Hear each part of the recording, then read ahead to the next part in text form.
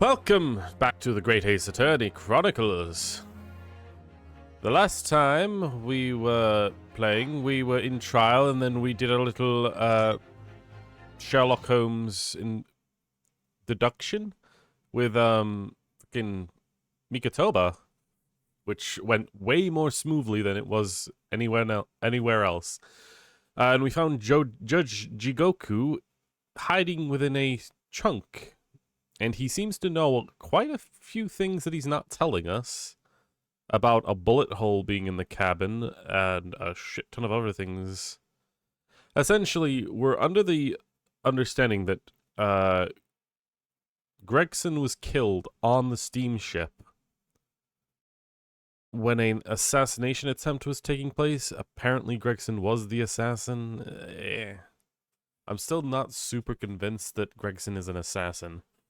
Even though the game is constantly telling me, that is the deal. That is what you need to believe. Even though Gina is clearly against it.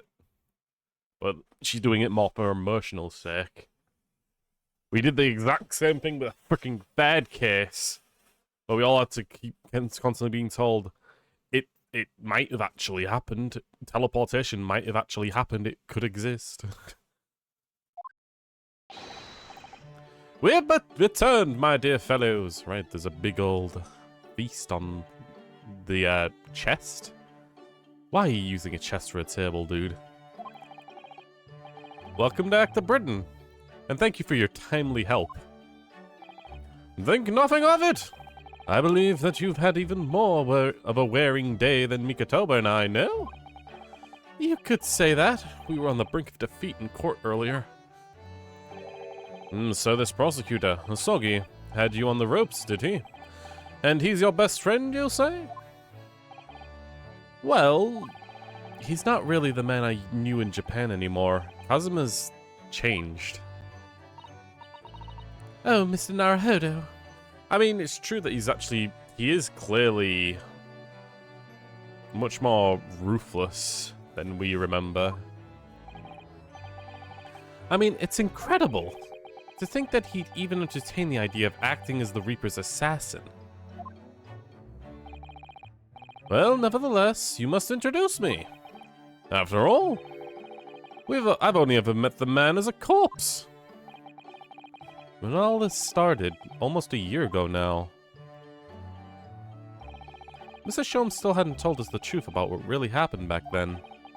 About the motivation for what he himself described as a great detective's lie. Now then, I must say, it's really been quite a journey all the way to France. Well, it's another country, Mr. Sholmes. So, what news of Judge Jigoku? Honestly, out of all the countries, France is the closest to the UK. Besides Ireland. But I'm not sure if the revolution has happened yet. Or separation, rather. And ironically, France and UK aren't actually super far apart.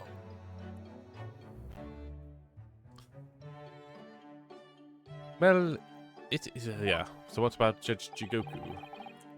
We took him to Scotland Yard. The investigating detectives have a lot of questions for the man. Poor Professor Mikatoba. This must be quite a shock for him. Ah, yes. I picked this up at the telegraph office on our way home. What is it? Surely you haven't forgotten already. I put upon you for the matter only yesterday. You put upon me, Sholmes. I had to fill out your telegram to Japan and foot the bill as well. Oh, you had a reply already? What's so urgent, though, Mr. Sholmes? Such matters can wait until later. I'm far too hungry for an involved conversation at present. Well, that's good news. Because supper is ready, everyone. And what a feast it is! If I were none the wiser, I'd think a trial were won already. Roast beef, kibbeh, stew, steak and kidney pie, Yorkshire puddings. Tomorrow's been a very long day, so eat up. In any case, in that case, I think I'll seat myself just here. This place appears to have only one set of a helping of pheasant as well. Oh, sorry, Hurley. Not there. Why the not? Are we in the set places this evening? Yes, and that place is for Susie Daddy. For me? That's right. I made it especially for you, Professor Mickey. Mickey. Ah, I see. Well, it's very terribly kind of you. It's a shame, really.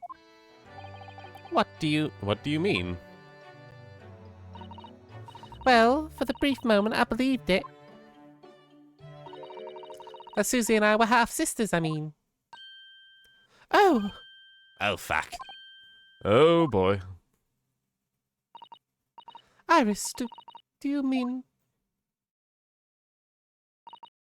Yes, I know now. I overheard yesterday. I secretly listened in onto a conversation you had, after I tricked you all into thinking I'd left. What? You do realize that she is probably one of the most mature people out of this entire group. The misunderstanding arose because of that autopsy report from 10 years ago. But in actuality, it turned out that neither Dr. Wilson nor Professor Mikotoba was Iris' father.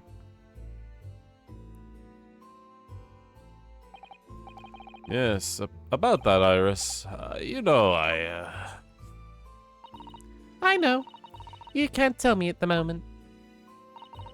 Oh, Iris. The pheasant is by way of apology. I'm sorry for eavesdropping. Oh, no, that's quite all right. Then why don't I get any apologetic peasant? So, just who is Iris's father? I've never had pheasant.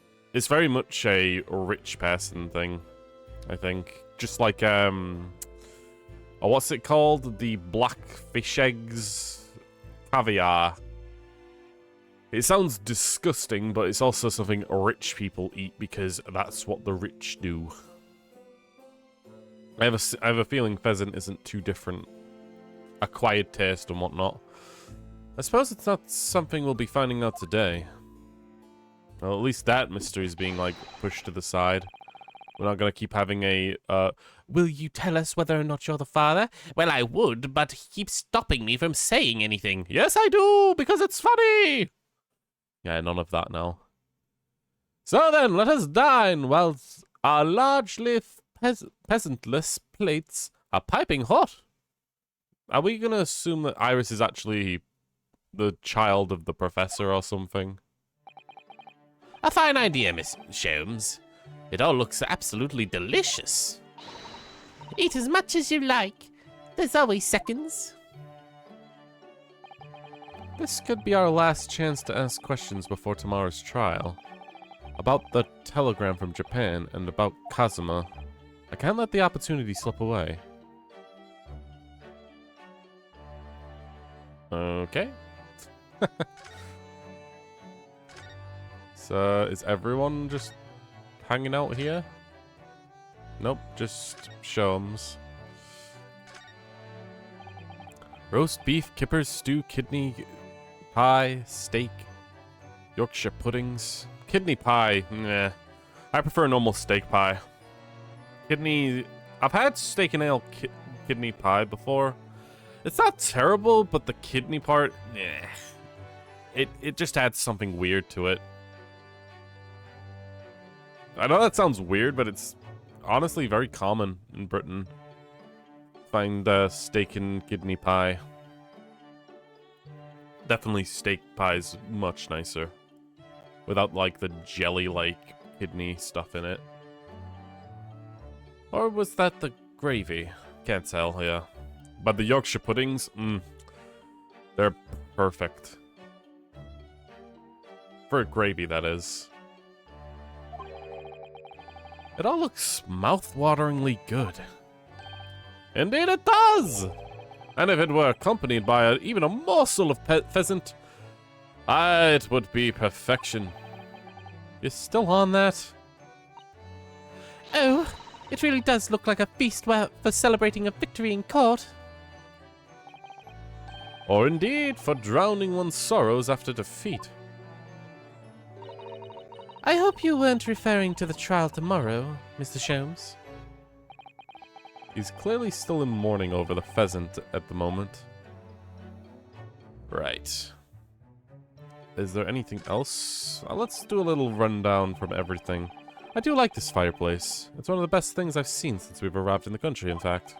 Although, I do yearn for a Japanese kotatsu. Putting your legs under a warm blanket table is so comforting. Do be careful, Mr. Naruhodo. Don't mistakenly put your feet into the fire, will you? You'll suffer terrible burns, you know. I worry sometimes about how Susato-san sees me. Yeah, you are a moron sometimes. This is Mr. Sholmes' famous violin. There's one he found being sold for a song at a pawnbrokery. What was it called again? A shoddy something? Oh yes, this wonderful instrument features in the Adventures of Sherlock Sholmes. It's a world-famous Stradivarius. What? Stradivarius, Mr. Naruhodo. Stragivor. Are you even trying now? We'll come back to this another time, I think. You got the machine back. I finally managed to remember this behemoth's name. The Great Analyscope. Analyscope. I don't think it was here when I left for Japan, was it? Oh, is that right? Yes, because it was in the pawnbroker. Pain Saboping. More pain, Marco. Hello. Ah, of course. Oh, that's given me a wonderful idea. I could pawn everything that's on your desk. The office would be tidy at last. Don't even joke about it, Miss Susato. You are joking, are you? Doesn't sound like she is. Comment. Guess. Tooth. Or toe. One of the two.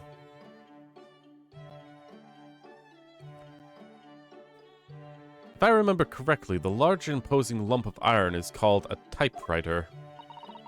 To think that every single one of the adventures of Sherlock Sholmes blossom forth on this very Wrong. machine. Huh. What about... My whole body. So I was, what, 2% correct? I still count that as a victory. But seriously, your whole body? What, did you get hit by a truck or something and get isekai'd?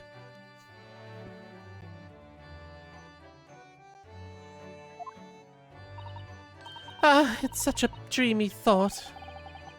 I actually had to go on it the other day. The little bars move when you hit the keys. Got all tangled up somehow and it made Iris angry. Mr. Naruhodo. How do you know? I don't know. Sometimes it's just what I imagine happens when you, I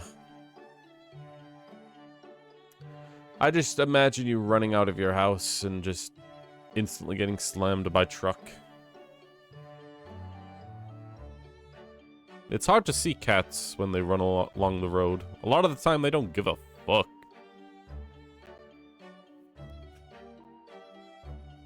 You're ruining my dreamy thoughts. Please don't do that again. Now I've made Susato-san angry as well. Oh, will she do that stupid joke where she froze me?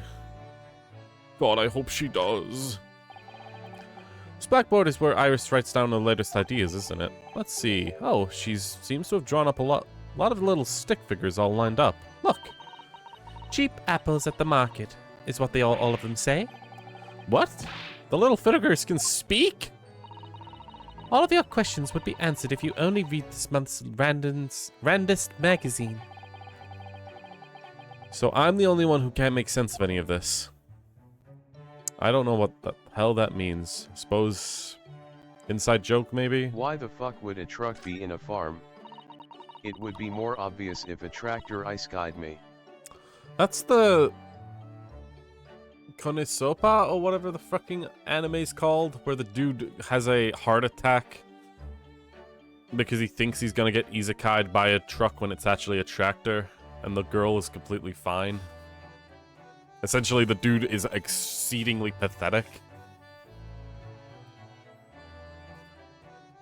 That's Iris's most wonderful collection of medicines, potions, and chemicals. Just look at the little bottles she squeezes onto the shelves. Squeezes? There's quite a lot of space. There's also bending a bit. Too much weight on them, if I'm being honest. Yes, there's charming little ribbons tied around the bottles too. But the labels aren't so charming, are they? This one here reads Deadly Poison. I've been so excited about the idea of helping Iris with our experiments, you know? Just try to avoid any bottles labeled Deadly Poison or Highly Explosive. No. I want to be a terrorist. Iris's pretty little tea set is set out so beautifully as ever. Look. Well, it's only been carefully taking care of tea set that makes good tea. What? That is not true. Is that a roundabout way of telling me I need to tidy my desk? Oh, Mr. Naruhodo, you do have to think things at a times. Clean your room. I'll do it in a minute, gaw!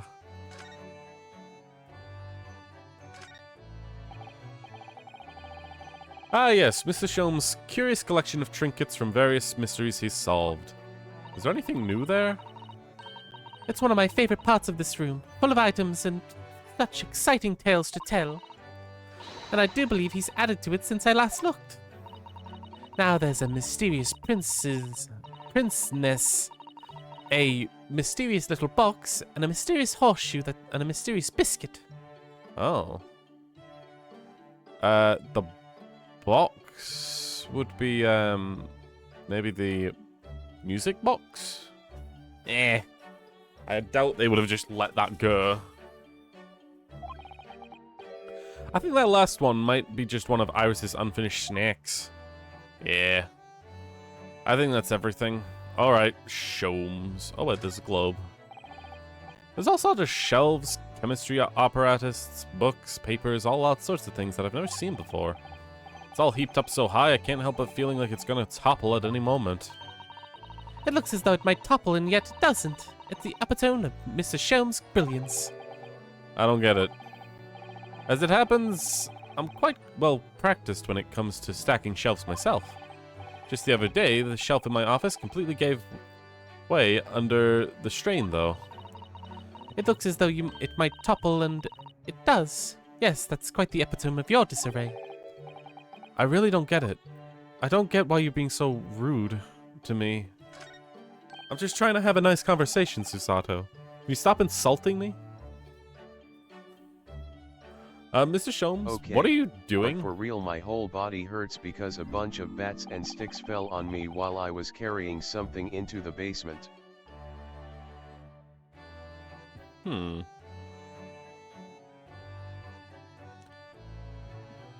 bunch of bats and sticks fell on you while carrying stuff into the basement? Oh. You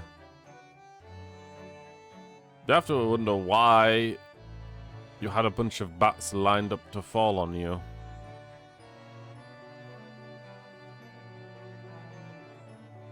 I don't know how that like could baseball happen. bats. Yeah, but like, how does that exactly happen? Did it like fall down the stairs onto you or something? Or did you just...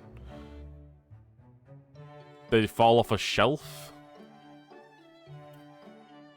Surely it's abundantly clear that I wasn't brooding over Mikotoba's refusal to share his pheasant with me.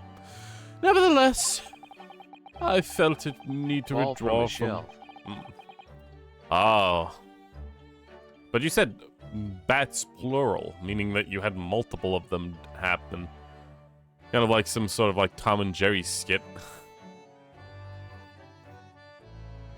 I felt the need to withdraw myself from social circle for a while and look on with hungry eyes. Ah. Sorry, Hurley, but I cooked that pheasant especially for Susie's daddy. Even though I've played a role of father for you for so far longer. Mr. Sholmes. We keep them on a shelf for home defense. Oh. In the basement? I feel like the only way you defend yourself with basement bats is more of a Walking Dead situation. Zombies and whatnot. You're in a way better situation than me when it comes to zombie defense. Farms are like the perfect place to be. Self-sustaining food source. Clean water, kind of, maybe? Depending if you have wells.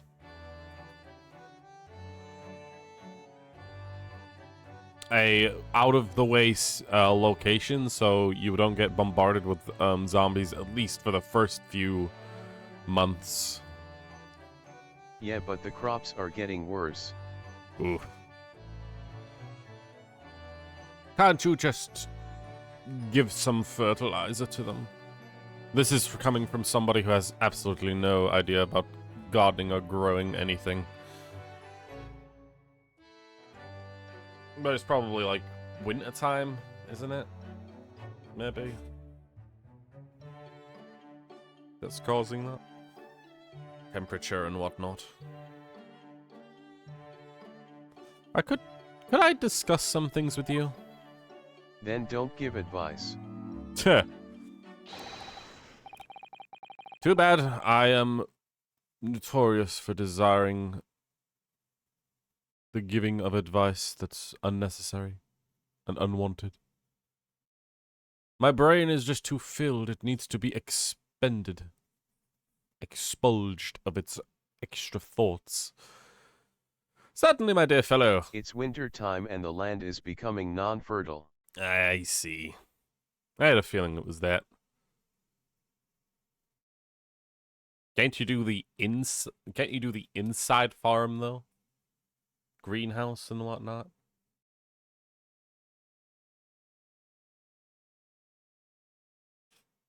I suppose that's more for like smaller kind of stuff. You can't do like an entire farm in that sense. Certainly, my dear fellow, I may find myself quite in the mood for a spell of conversation. No doubt. You're hungry to learn about more of my deep love of game. I can probably contain my curiosity on that one. You needn't look at me in that fashion. In what fashion? It seems that before we discuss the pheasant, we have some rather unpleasant matters to discuss. Yes. But first, a look at this badge. Mr. Sholmes, would you mind looking at this? It's hardly the time, Mr. Narhoda. I'm sure you will appreciate. Oh, no, of course not. My attention is entirely drawn within one single matter now. The pheasant. Anyone would think that you haven't eaten in weeks. Alright, let's talk. The telegram from Japan. So, what was in the telegram that you received back from Japan then? Ah, this? It was... I thank my lucky stars that it arrived in time. Record found as indicated. Duplicate as follows. K. Asogi, A. Shin, T. Gregson, J. Wilson. Yeah, this is the list we got from the last game, right? At least that's what we found some sort of list. I can't remember exactly the background around it, but Asogi's name was on it. I guess A. Shin was on it, and now we know who that is. T. Gregson, J. Wilson, John H. Wilson. What? Those 4 names? We've come across the exact list before.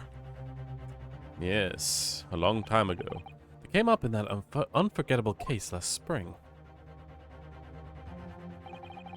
What appeared to be a simple case of aggravated murder turned out to be masking a monumental intrigue. A plot that involved the sale of British governmental secrets to foreign states and exposing the means by which those secrets were being leaked. We deciphered a fragment of the message. Kiyosagi A. Shin, T. Gregson, J. Wilson. So, are we to assume that maybe the victim would be the first name and the assassin is the second name? Even though technically Asagi lives and we found her guilty, A. Shin, Assassin, was the woman from the first case in the first game, and the woman that died in the first case of this game. She was found out to be an assassin, right? And then T. Gregson, he's dead. And John H. Wilson is also dead in Japan, we assume. But we didn't find out the names until the case was over. And we never did get to the bottom of what they meant. Not only to mention that, 3 of those names are dead. And the one at the top is also someone who technically should have died. All we knew was that the information had been sent by somebody in the British government to somebody in Japan. So, why are the names coming up again now? Yes!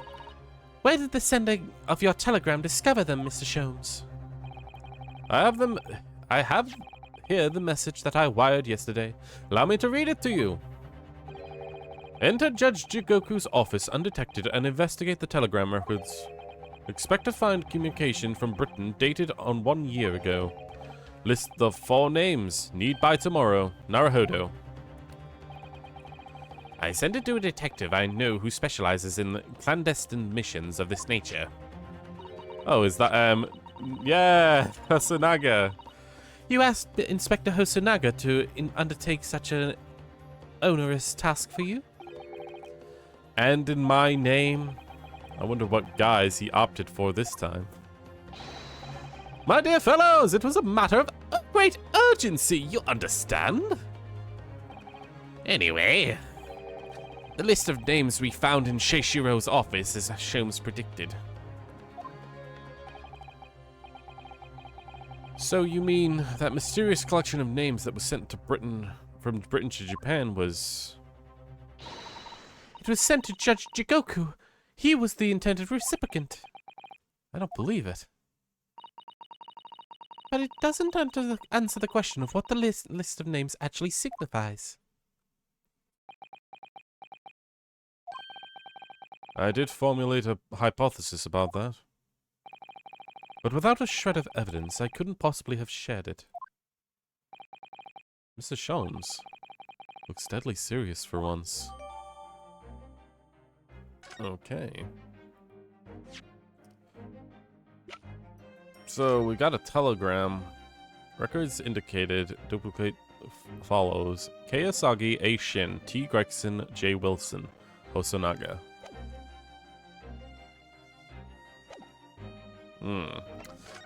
Kazuma's death. That tragedy we had to go through on the SS Bruya. It was all for nothing. Kazuma wasn't dead at all. Mushies. What the hell are mushies? Mushy peas? Or mash? I wish I was eating something. I don't have anything in my vicinity besides tea. I mean, I could get a bag of crisps, but eating on stream is something I hate listening to. So I'm not subjecting you to that. We were completely taken in by the lie you told us. Your great detective's lie.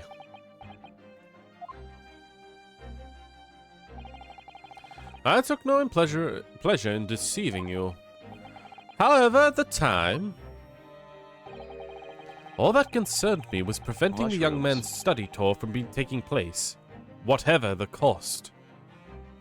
Mushrooms. Oh. You're Super Marioing it today. Honestly, I'm okay with mushrooms sometimes, but on their own, definitely not.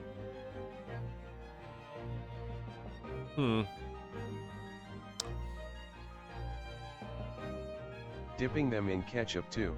Really? I mean, I'd probably do the same, but still. What concerned me was preventing the young man's study tour group taking place. Huh? What? I capitalized on the events that transpired to see that he was sent back to Japan. His remains, you mean? Precisely, Miss Usato. And then I was sure that someone else was sent to Britain in his stead. It's me, Marco. It's a me. This is my favorite game. I mean, that's the game version of Mario. The Super Mario Bros. Version is, Look at me. My name is Mario. and I'm Luigi. You didn't do it right, Luigi. You're supposed to say, it's a me. Like an Italian plumber. Oh my! You mean... The arrangement between our countries was already in place. One university student, lawyer, and one judicial assistant had to be accommodated on a study tour. In other words, by arranging for someone else to fill the place originally intended for Mr. Asogi, I would successfully prevent the man from arriving on our shores for several years at least. Wait, do you mean that to say that it was all in the aid of stopping Kazuma coming to Britain? That's why you... Think back, Mr. Still Naruhodo. gotta watch the UG and the new Mario movie. I haven't watched the new Mario movie myself. I've heard that it's decent in parts, but also it relies too much on girl power and pop music. At least that's what I've heard from people. Think back, Mr. Naruhodo. Was there not somebody who quite casually urged you to continue on the voyage to England? Yes, that was in fact what Sholmes did. The terms of the study group were negotiated by the Department of Justice in both Great Britain and Japan. In the light of Mr. Asogi's unfortunate death, I'm afraid the study tour can no longer go ahead.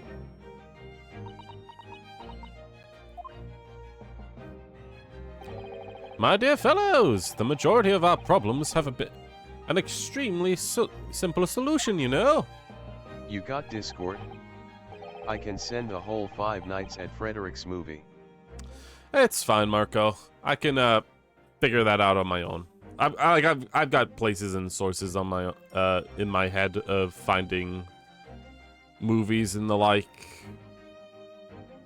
So no worries, Marco. I can, if I ever get around to watching it, I can figure it out on my own.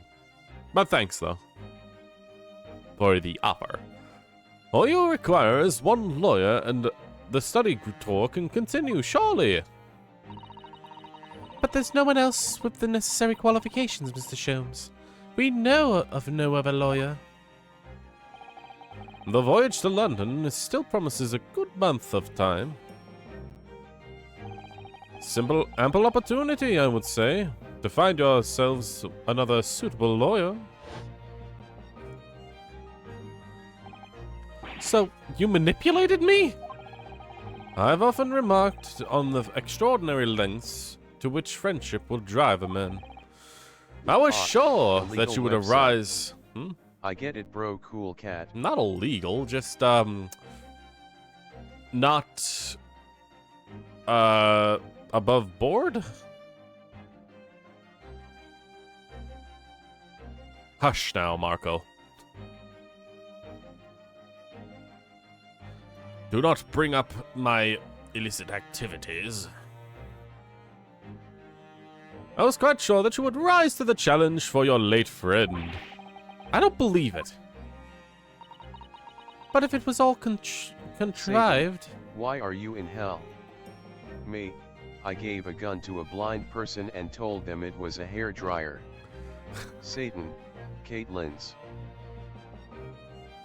And then Satan's like, wait, why did he use it on his own hair? Was he in the shower or something? Give me more context to the situation. But I get the joke.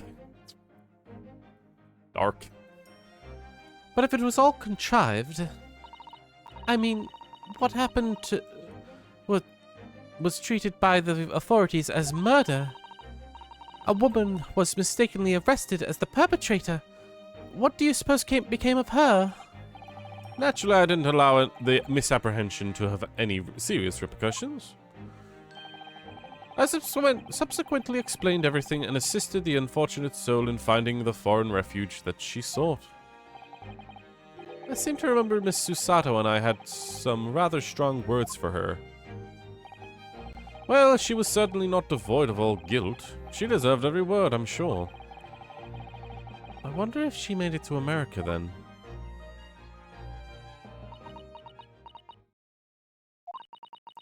I'm afraid I simply cannot comprehend it. Why would you go to such lengths, Mr. Sholmes? Why are you so determined to stop Kazuma-sama from reaching Britain? The truth is, 12 months ago, there was already a very tangible omen of impending tragedy, you see. Oh? An omen that, at this very moment in time, is close at hand. An omen for all these tragic events that's already existed a year ago? Is close at hand? We need to find out exactly what Mr. Sholmes knows. Yes!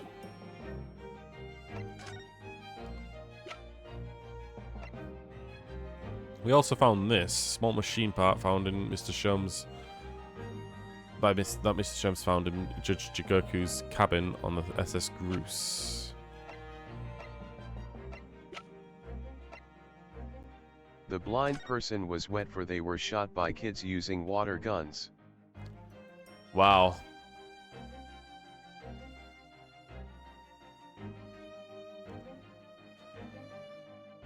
Similar idea, you could just give the kids guns and tell them that they fire blanks.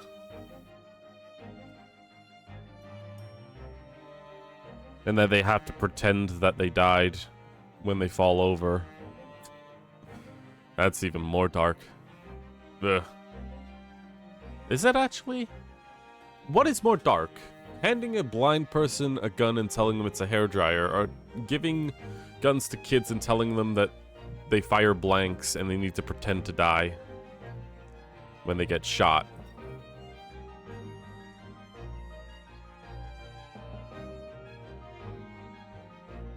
I suppose getting multiple kids to kill one another is darker than exploiting someone's impairment to get them to hurt themselves. They're both equally horrible, though. Following the departure from Port Dunkirk, all crew members are required to assemble on the main deck at 10 p.m. Also, guess who I saw in the cinema when I watched the FNAF movie? I don't know, a dozen of like 5-year-olds.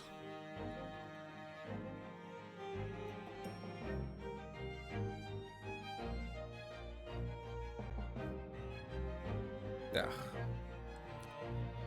I saw Jesus. Oh. Suppose, the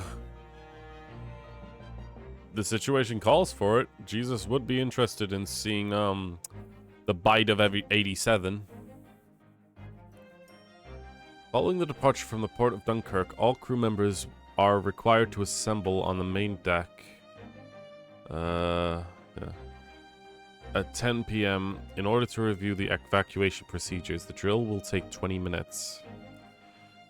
Crew to resume duties as soon as the drill's over. So at 10 Jesus p.m. went to see the movie LUL. He's looking to see if there's any weird inflation porn inside the movie. Jesus would have condemned the entire human race if that was the case. Deviant art. The bite of God 83, damn. not 87. Don't give me the damn timeline bullshit. I know that there's multiple bites and there's multiple timeline fucking stupid shit that goes on in that fucking that universe. I think the moment that everything went super crazy was Sister Location. That's when things went topsy-turvy and became ridiculous for that franchise.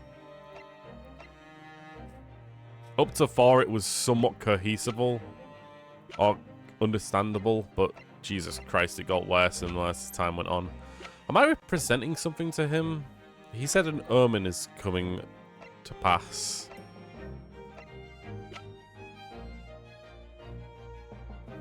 Maybe the telegram? There's no room for doubt with your instructions in this telegram, Mr. Sholmes. You were very clear that it was Judge Jigoku's office that should be searched, so... You obviously knew that's where this Help list of wanted names would made be it found. worse. Yeah. I mean, the new direction they went in was the AR stuff. Alternate reality. Technological stuff. The worst part was essentially making the main villain of the series a technological wizard necromancer. That was when things got really fucking stupid. It's no longer scary, it's just like trying to explain spirits and possessions in a logical, scientific way, which is stupid.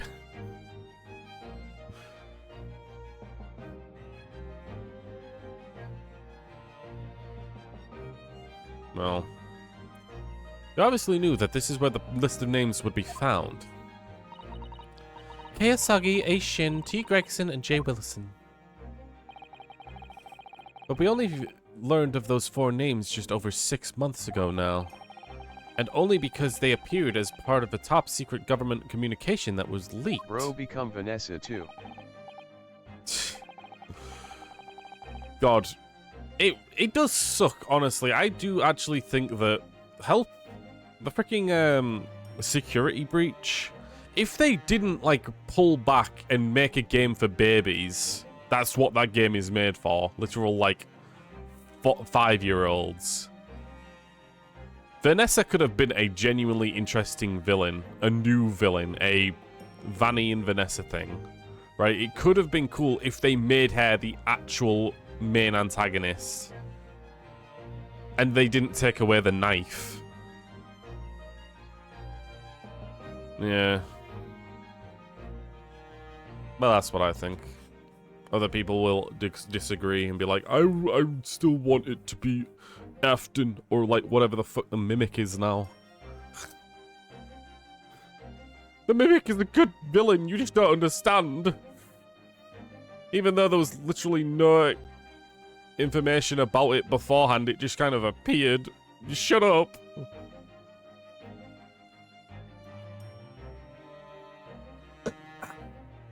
They both hot as well. It very much is a skin-tight suit.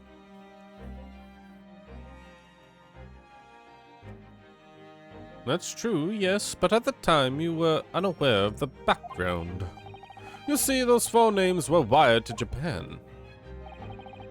Around 6 months ago, before that, approximately this time last year, in fact, when you were still both in Japan. It would be a hypocrisy on my part to reprove others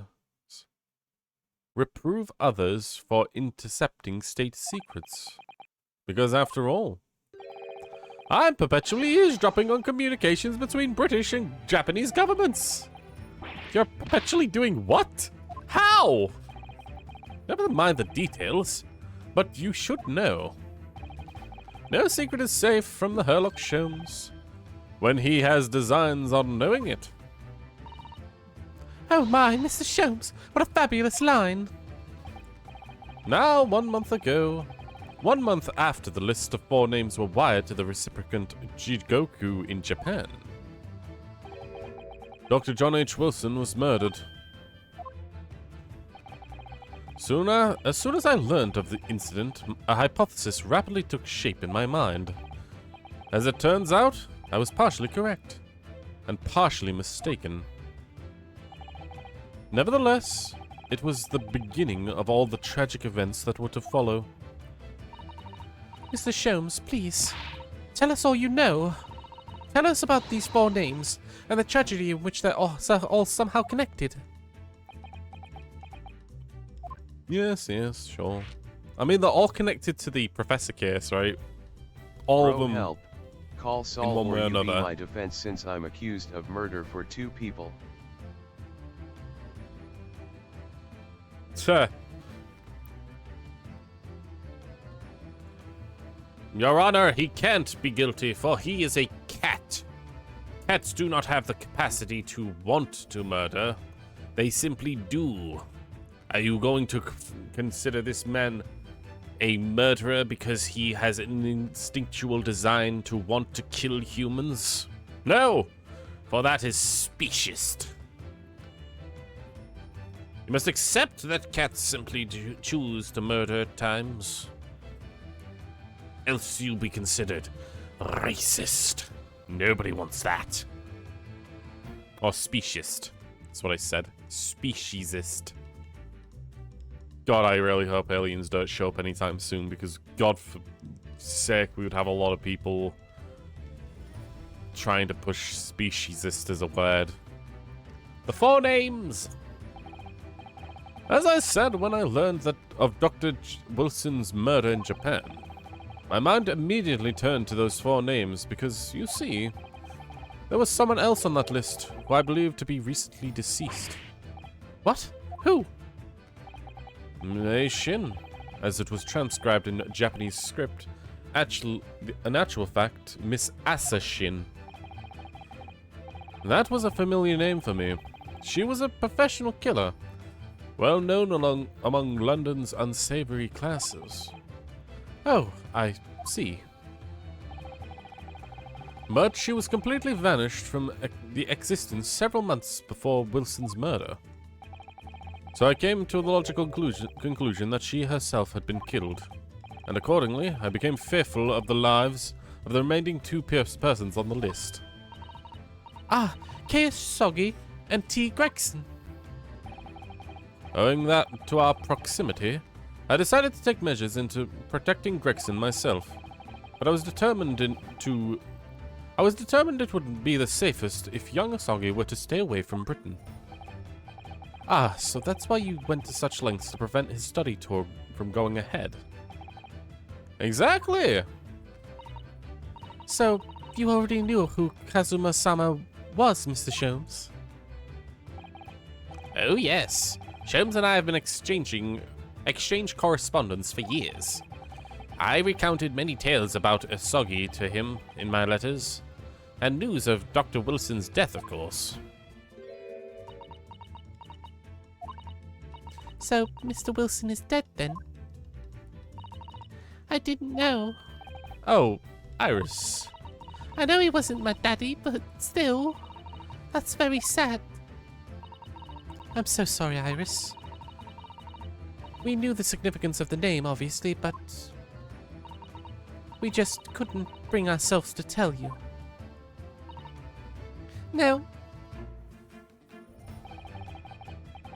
Well, what you just told us, Mr. Sholmes, doesn't completely tie in with the facts. There's one big hole in your hypothesis. A big hole, Mr. Naruhodo? Ah, yes. You mean about Assassin, I presume. Oh, of course. Exactly. She wasn't killed, was she? She was in Japan, posing as a visiting student under the assumed name of Giselle Brett. I'm glad you're keeping up, my dear fellow. But I only became aware of that fact 2 days ago, in the foyer of the Great Bro, Waterloo Hotel. I need serious help. Some bitch is teleporting me and I am a lawyer now. Starna 7 random with phone.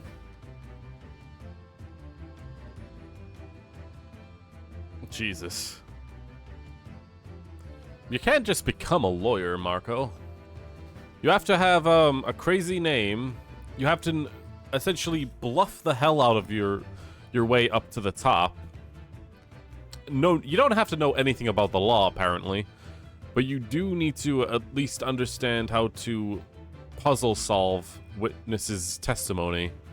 And you also have to know how to say, hold it an objection extremely loud while pointing. Those are the necessary...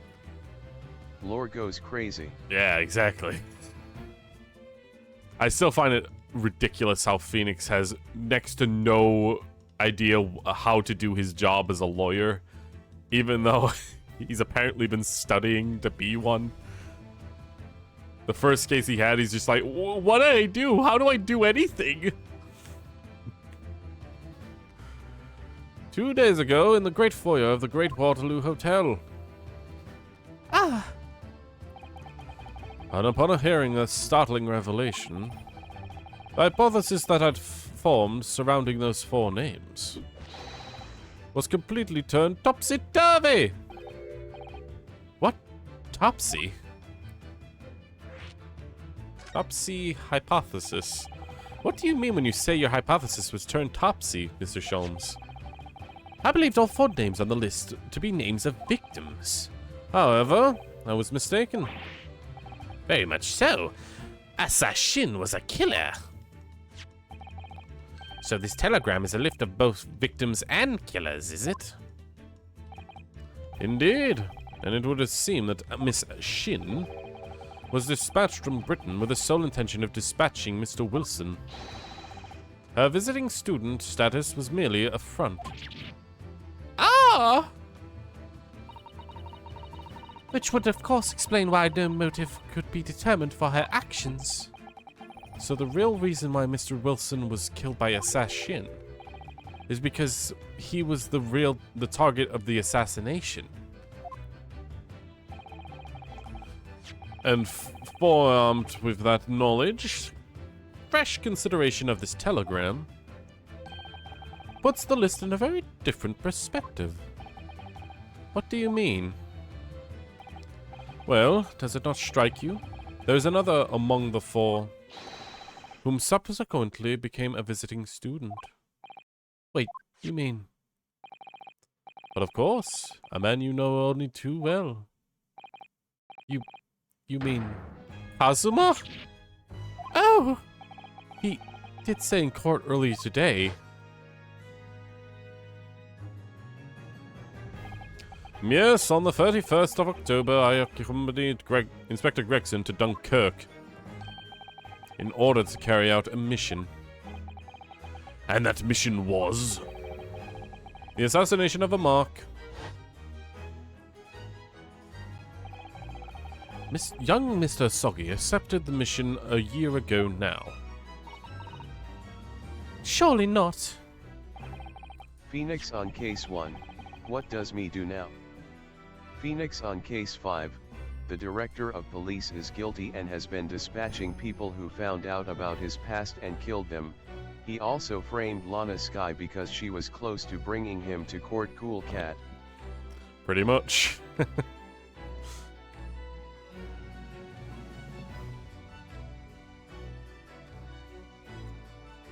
Basically, yeah. I prefer Phoenix over Naruhodo to that extent, where it feels like Phoenix does do somewhat What good. the fuck? Why is Strongheart doing as the judge? Alright, yeah. That's a thing, because this is a closed trial, and Strongheart basically wanted to make sure that everything would go to script, basically. There's already an expected direction for the court to take itself. So Strongheart chose to be the judge specifically. So we don't have the British judge anymore, sadly. In conclusion, this document is a contract of sorts. An international agreement, one might say. Detailing an assassin exchange. An assassin exchange? How could Kazuma possibly have been involved in something like that? So apparently Kazuma's an assassin.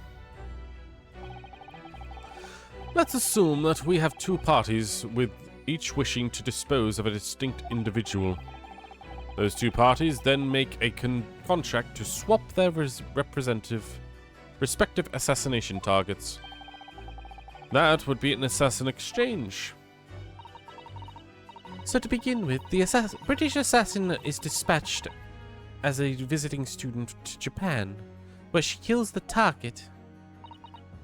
And then the Japanese assassin is dispatched as a visiting student to Britain in order to eliminate his target. It certainly does sound like an exchange. But what on earth is the point? Don't forget, Miss Naruhodo, that the British assassin is at least escaped conviction. Thanks to the diplomatic immunity afforded by the consular jurisdiction. Okay, they say the trail I'm a defendant for is beginning soon. Wish me luck. Ooh. I wish you luck, Nako. If that's subtle mentioning of you having to leave, then take care. Oh, yes. Such jurisdiction should be null and void under the terms of a new treaty between our two countries. So the fact that it was brought into place suggests the intervention was at the very highest levels. The highest levels? These murders were two sides of the same coin, linked not by a common motive, but by contractual agreement. As such, they appeared utterly unrelated.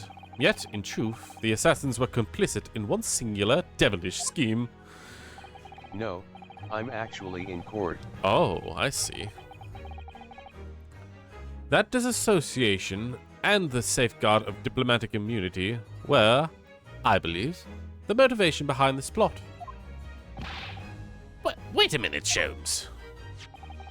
If this telegram really is describing the exchange of assassins as you're suggesting, it would mean that the Japanese killer's target was never Seishiro Jigoku at all. It would mean Asogi's target was actually Inspector Gregson. What? Kazuma was here for Gregson? So Judge Jigoku wasn't actually the mark? Yes, that's exactly what it would mean.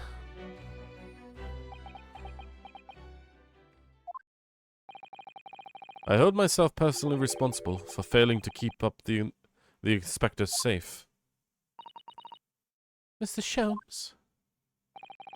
I told him of my fears and implored him to seek a transferal as an overseer's position, obviously, with the young pickpocket in tow. Yes, Gina. Come to think of it, Inspector Gregson did mention that to us at the Great Exhibition, that he'd been transferred to Paris police and taking Gina with him. But without informing me, he engaged in one last assignment, it seems. And sadly, it turned out to be his very last. This is too much to take in. So, Kazuma is a villain. Cool. Alright, everyone. That's quite enough for all the serious talk for one day. Isn't it, Hurley? I mean, look at the time! Ah, quite right, Iris. We must conclude our preparations for tomorrow. What preparations? Well, I think I shall make my way back to my hotel room now. It has certainly been quite a night to remember. It is. A little bit sad, though. I mean, I like the idea of you being my daddy. Because then Susie would have been my big sister. I'm sorry, Iris. Let's go. There's a big booba lady next to me. She's supposed to be my assistant and the person I'm defending is some old man. Oh.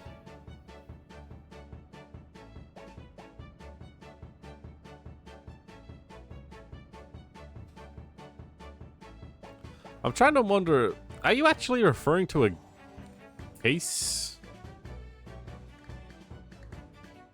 I can't actually think of which case that might be if you're actually referring to an actual Ace Attorney game case. The second game has... The third one is... No, I can't recall. You might just be making it up. Now, fool of me for assuming that you're making anything up, Marco. Of course, you are the distinguished icon of truth and honesty.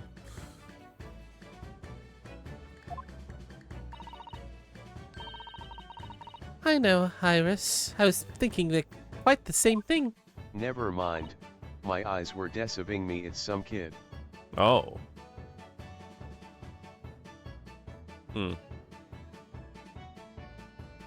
Okay. Were you? But if someone like me would be worthy, I would be delighted to become your sister. What? Really? Oh yes, without question. So, you'll teach me all the ways you know how to throw Runo to the floor? Yes, yes, of course. Bro, I'm in court, I must not lie. That's not a lie, it's just an exaggerated truth. Exaggerated to a weird degree. You might not even assume that most of what you've said is fake. Yes, yes, it would be my pleasure. You didn't have to agree so readily. Oh, but wait a minute. If Susie's going to be my big sister, you can be my big brother if you want, Runo. Huh? I mean, yes, of course. If you'll have me, I'll gladly be your brother. Well done, Iris. You must always be mindful of feelings. I've raised you so very well. Because being sensitive is your strong suit, naturally.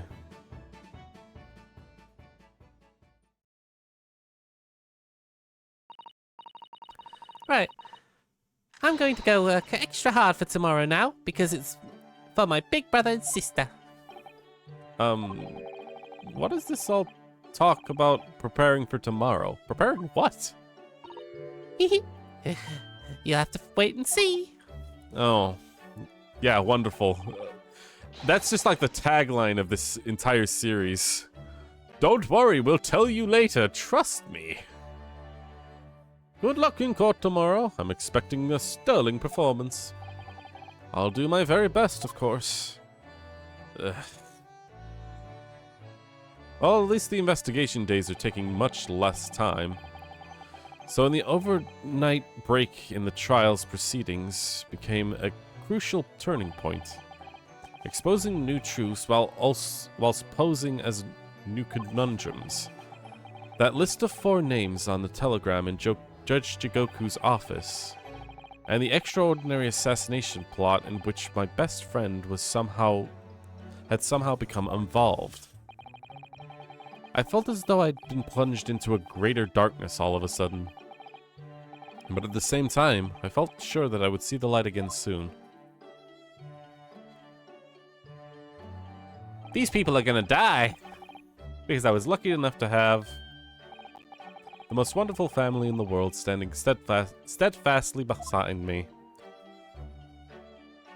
We take your money and your legal advice. That's all. Well, even though it's to be continued, I've only been streaming for an hour, so we will be continuing it. There's a cute little scene there. So, suspicious people thus far is Judge Jigoku and Kazuma. And I'm also still putting Strong Heart as the most obvious villain of this entire thing.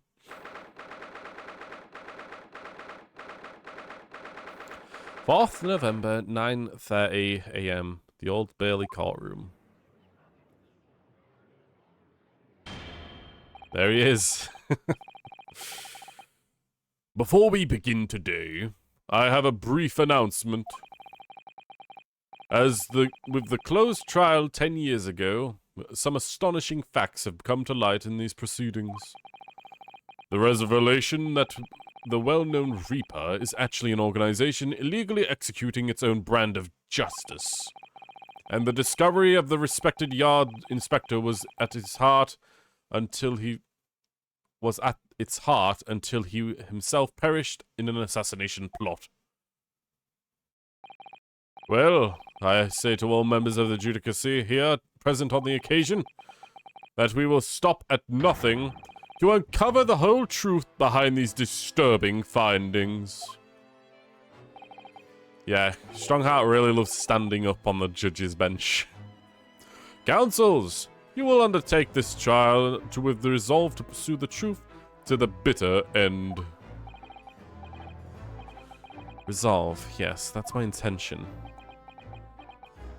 My lord, if I may inquire. The defendant may speak. On what grounds is Kazuma Asogi permitted to continue his role as a prosecutor? Yeah, he kind of admitted to being directly involved in this whole case. And he's essentially kind of admitted that he is worked with the Reaper people in order to assassinate someone, or at least partner with them. Even under a fake guise of partnership, it's still him admitting that he is way more attached to this case than he should be. He is admitted to colluding with the victim in a plot to assassinate an innocent man. He shouldn't be enjoying the privilege of freedom, let alone be leading the prosecution.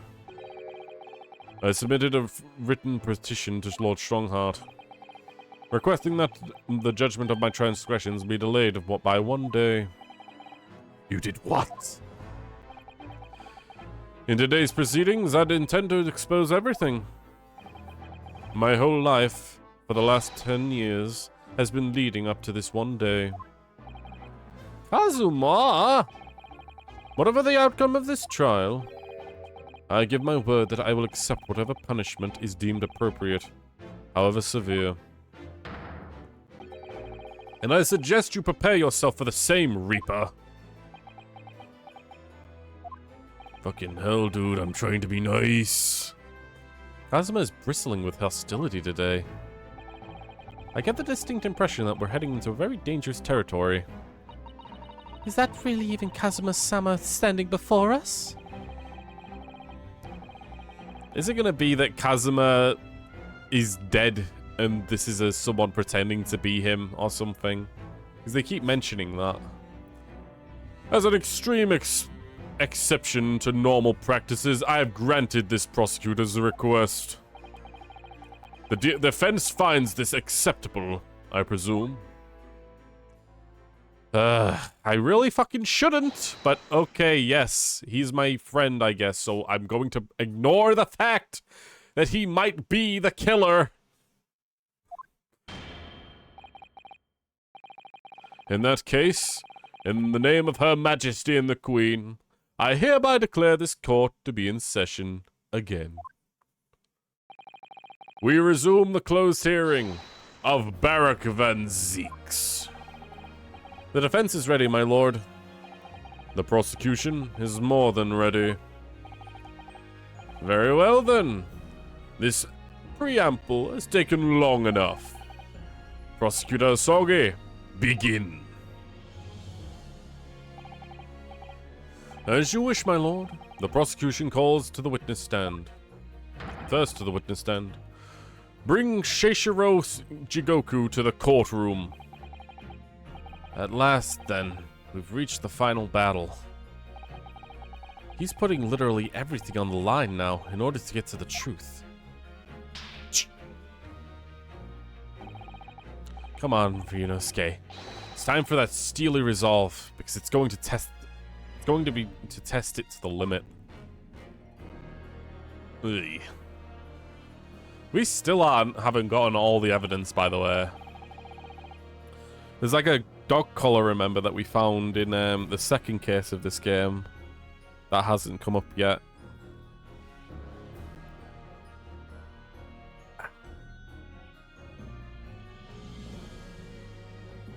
That might be a hidden piece of, like, winning evidence that we've yet to find. Or get. Witness, state your name and occupation to the court. Oh. So it was you who issued this, was it? Your subpoena? I did what was necessary. Well, look at that. The young man has become. I didn't think I'd see the day when you take that tone with me, I must say. The witness will ensure his responses are permitted to the question asked.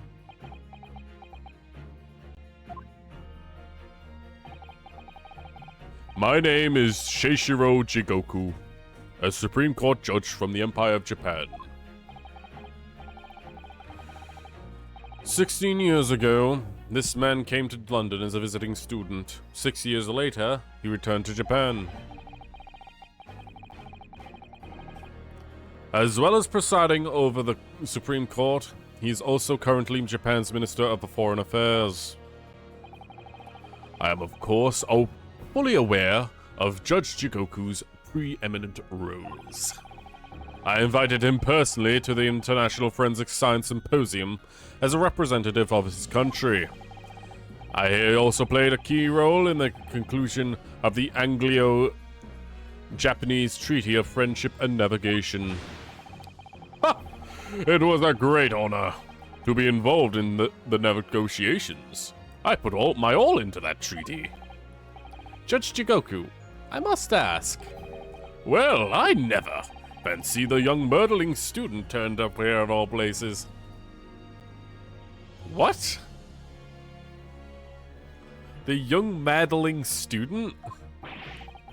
You acquitted me yourself, and now I'm practicing defense lawyer.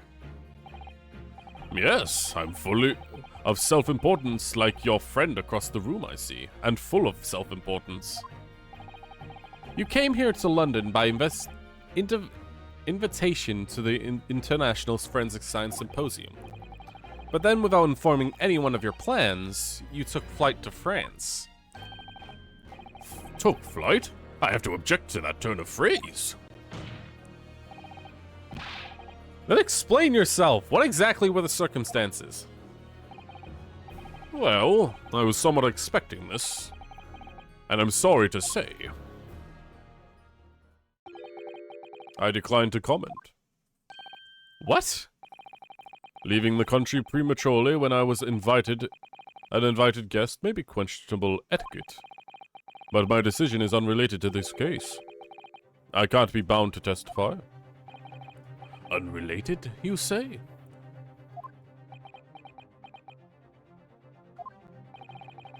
I appreciate the respected police inspector that was killed, for which I offer my condolences. However, being an alien, I obviously had never met the man, nor do I know the first thing about him. As such, I am in no position to testify. It's as simple as that. So you'd run from all of this? I beg your pardon? This case is far more reaching than the murder of Inspector Gregson. It has ties to another murder, a case that was tried in Japan almost a year ago now. A year ago in Japan? The murder of John H. Wilson, you mean? That's right, and you, Judge Jigoku, are at the heart of both cases. The defense has evidence to prove it. Well, Ryunosuke, I see it from the look in your eyes that you're resolved to carry out this through to the very end. Let me see your evidence then. What proof do you have that Seishiro Jigoku is involved in this case? It's the telegram, right?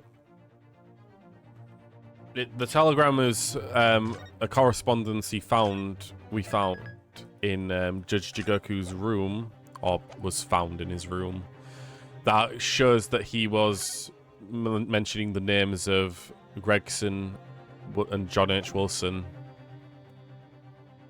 Take that! This is a telegram detailing communications sent between Britain and Japan approximately 1 year ago. The communication contained 4 names: Kiyosagi, A. Shin, T. Gregson, and J. Wilson. You little... Where did you get that? In Tokyo. From your office, Judge Jigoku. What? How on earth did you...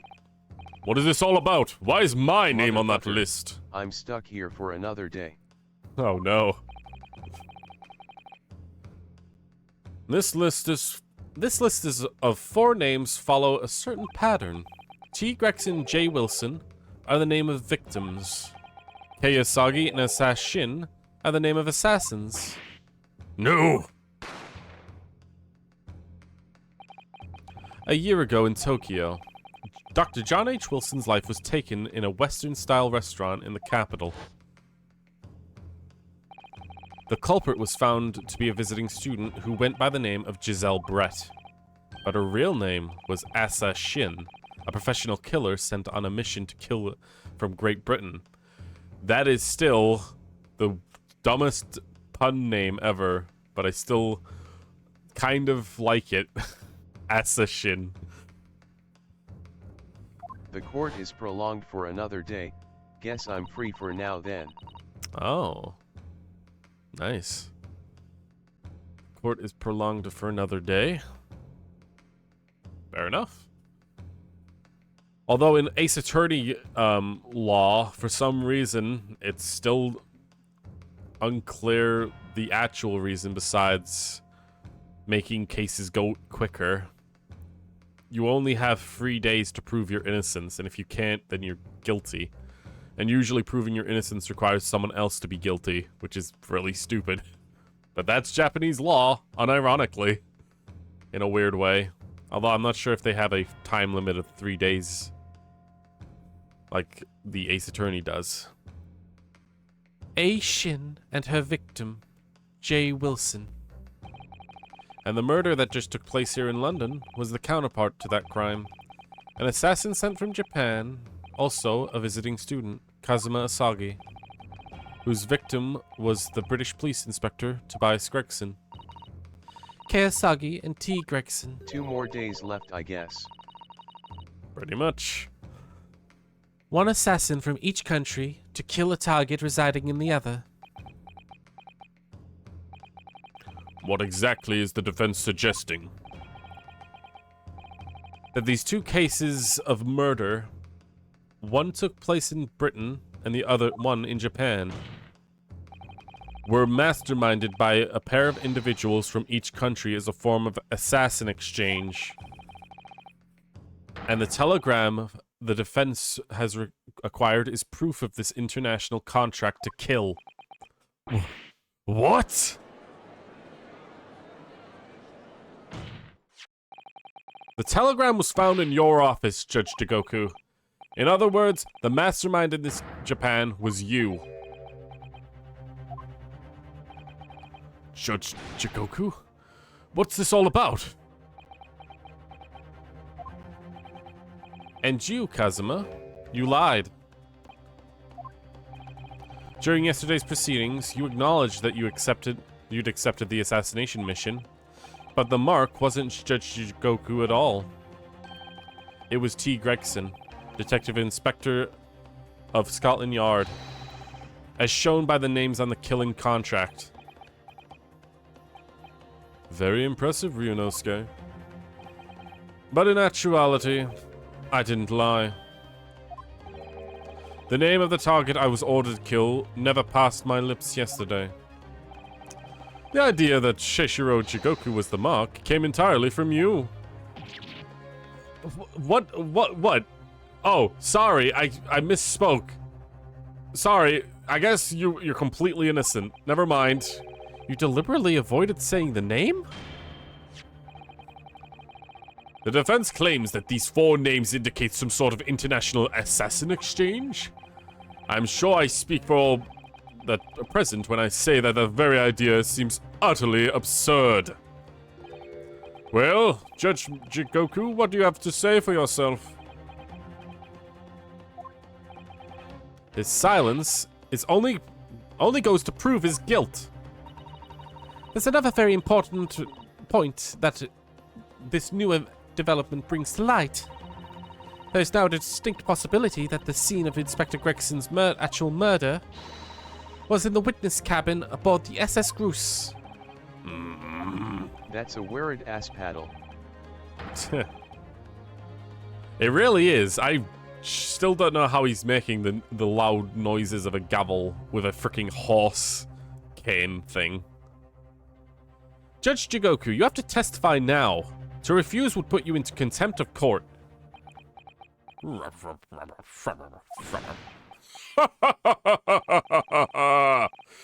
There's no need for quite a vicious stare, young man. Very well then. As parting gift to you all, I'll tell you everything I know. Seriously, he's just making dents into the gavel plaque there.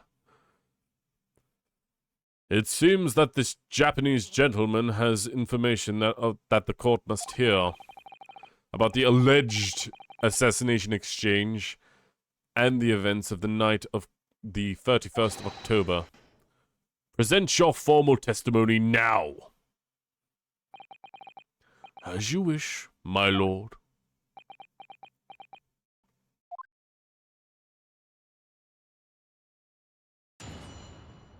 Very well, let's hear it. The assassination exchange. It's true that Kazuma Asagi was assigned the assassination mission 1 year ago now. The target was Inspector T. Gregson. That was the condition of the British study tour. However, in the end, something happened.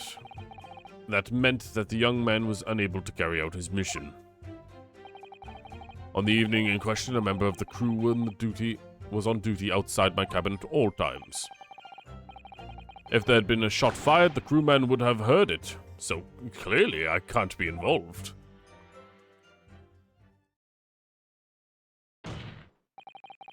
So you admit it then, as the communication suggests, there really was an assassination exchange agreement between Britain and Japan. A political endeavor at the highest levels. Not something I can discuss here. To use such unworthy practice as foreign study to coerce someone to commit murder. It's the most appalling thing I've ever heard. Appalling? Well, it's easy to judge. Pardon? Asagi had a reason for taking his sword to the British inspector, you know. What? Which is why he accepted the mission in the first place. Is that right, Counsel? I believe he was responsible for aiding in the killing of my daddy. Kazuma-sama? Judge Jigoku, if you really are the mastermind behind this operation in Japan, then tell the court the identity of the counterpart in Britain. I'm not obliged to divulge that information. As I said yesterday, I've killed nobody. I freely admit that I accepted the mission, but on the night the plan was to be executed, I backed out. In short, the assassination exchange and the defenses identified is unrelated to the events of this case. The crucial point is this. Your police inspector can't have perished on board the steamship in Dunkirk. Because if he had been shot in the cabin, it is inconceivable that the member of crew wouldn't have heard it. For you. That's right. An anime recommendation? It's highly unlikely that I'll be watching any anime. I have a tendency to, like... I don't like anime tropes, and every anime has anime tropes. It's... The anime tropes has anime in the title, right? And tropes of anime genuinely just don't... They always piss me off to some degree or another. I mean... I could be convinced, because... I could probably be convinced to watch Death Note. I could be convinced to watch JoJo. But... I'll still need the excuse of having nothing else to do, I think. Gregson was killed after returning to London in the room on Fresno Street. You can tell me if you want, Marco. It's called Ranking of Kings. Very wholesome. Ranking of Kings? With anime, though, it's hard to tell if you're telling the truth about the wholesome aspect. But Death Note and JoJo are good. I've been told that Death Note and JoJo are some of the best animes. At least the certain genres they are. Although other people have told me Death Note is just two people going at it via dialogue a lot of the time.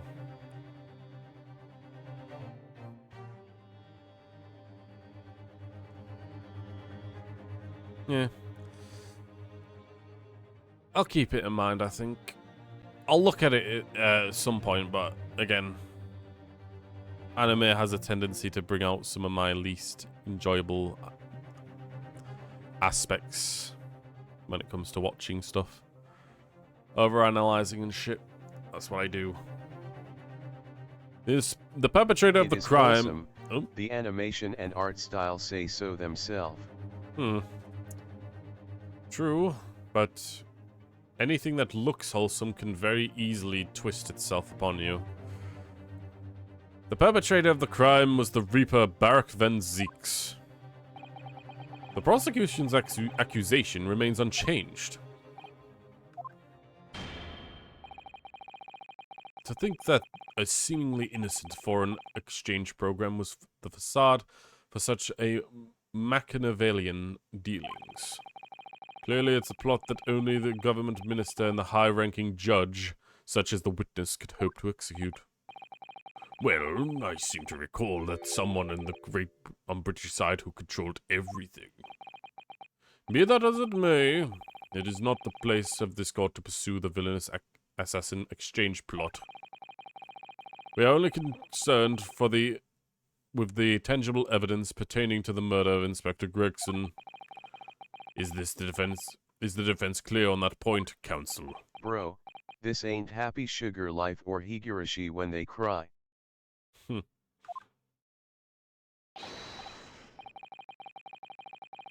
Yes, my lord. I'll keep that in mind as I can cross-examine the witness.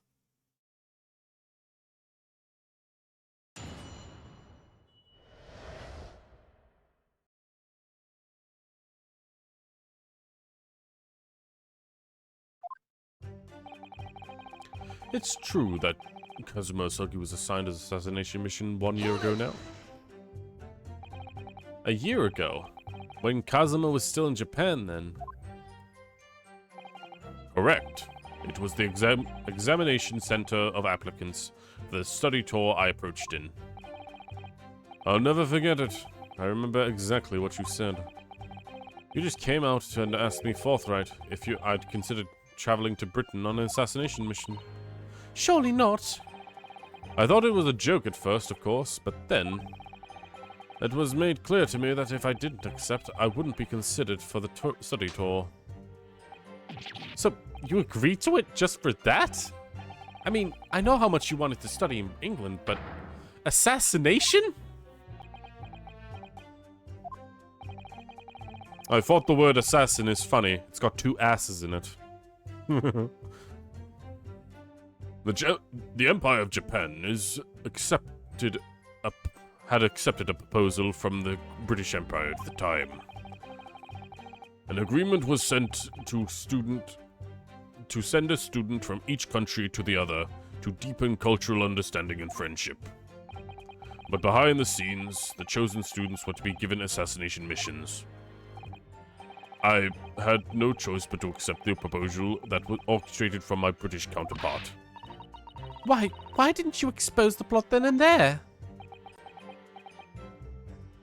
He offered me bitches, and I simply couldn't refuse. You want to know something funny? Of course I do, Marco. Britain acknowledges no part in these alleged begotten dealings. Please do not look at me when I talk about this, because you might notice that I look very evil right now.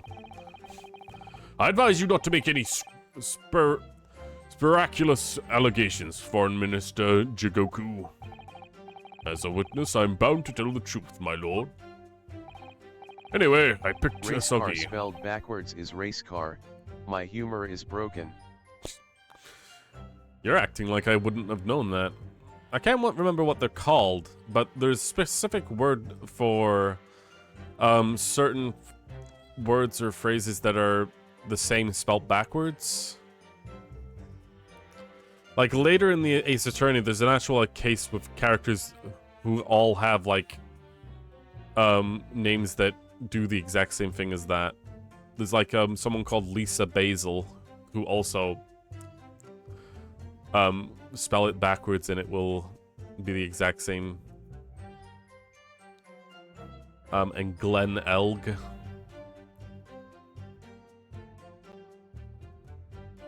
There are a bunch of phrases actually that can do that, surprisingly. Anyway, I picked Usagi and explained the details of the plan to him. The target was Inspector T. Gregson. That was the condition of the British study tour. Before continuing, I think I might have already figured it out. Outside of his crew cabin at all times, that's not true because at one point everyone in the crew has to leave in order to do a training thing or a drill. Objection. For 20 minutes, that's not the case. Yes, as the court has heard, there is a crewman posted outside Judge Jigoku's cabin. However, we can be sure that, on contrary to the witness's claim, the guard wasn't there at all times. What? I have here a notice. A particular event that was scheduled to take place on board the steamship on the 31st. What? How did you get that? It's evidence gathered by Mr. Herlock Sholmes. You were acquainted yesterday, if I remember. If you remember. Herlock Sholmes again? According to this intermediary, notice. After leaving the port of Dunkirk at exactly 10 p.m. for the period of 20 minutes, all crewmen of the SS Groose were gathered on deck for an evacuation drill. All crewmen were away from their posts? What the fuck is happening to my voice? All the crewmen were away from their posts. And during the 20-minute interval, of course, any gunshots emitting from your cabin would have been heard by no one.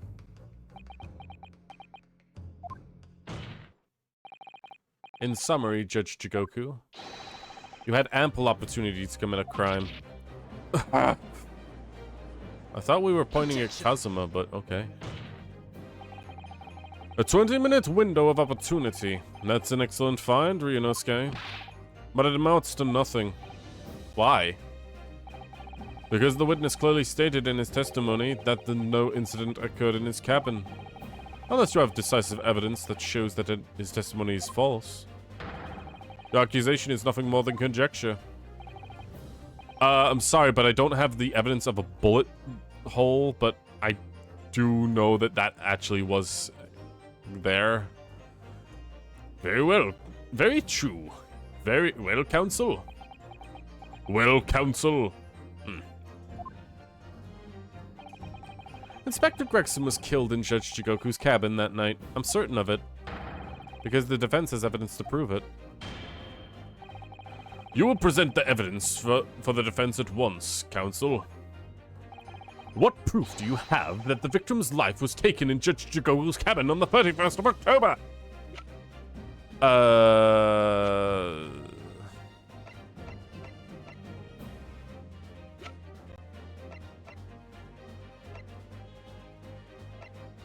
I don't have a picture of the room.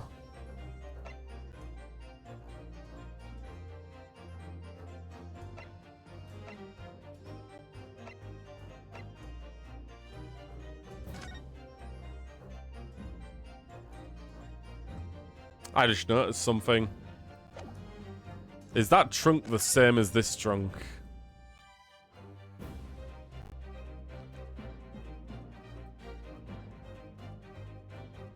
like...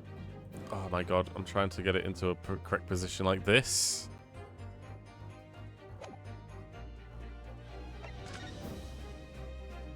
It might be. I can't tell that it's black and white. No, the seams are different, or the connecting parts. It's a close find, though.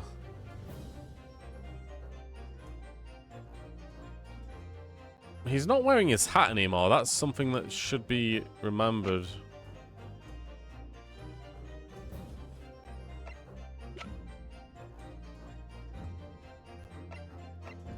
How do we prove that a life was taken in Jigoku's cabin?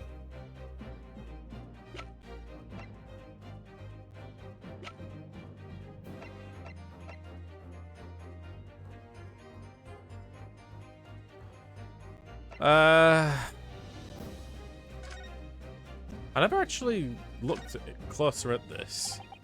You see these little things all over the place, don't you? It's part of the top of a pocket watch. You twist it and set the time. Oh, I see. It's called the crown, I believe. A watch would be quite useless without one. The crown? What, it sits on top of the monarch's head? That's a very grand name for such a tiny part. But actually... Yes, Mr. Naruhodo? If this is a crown, I have a feeling that I might have seen the monarch's head somewhere around this very bare head. If by the monarch you mean the pocket watch, then I'm sure you must have.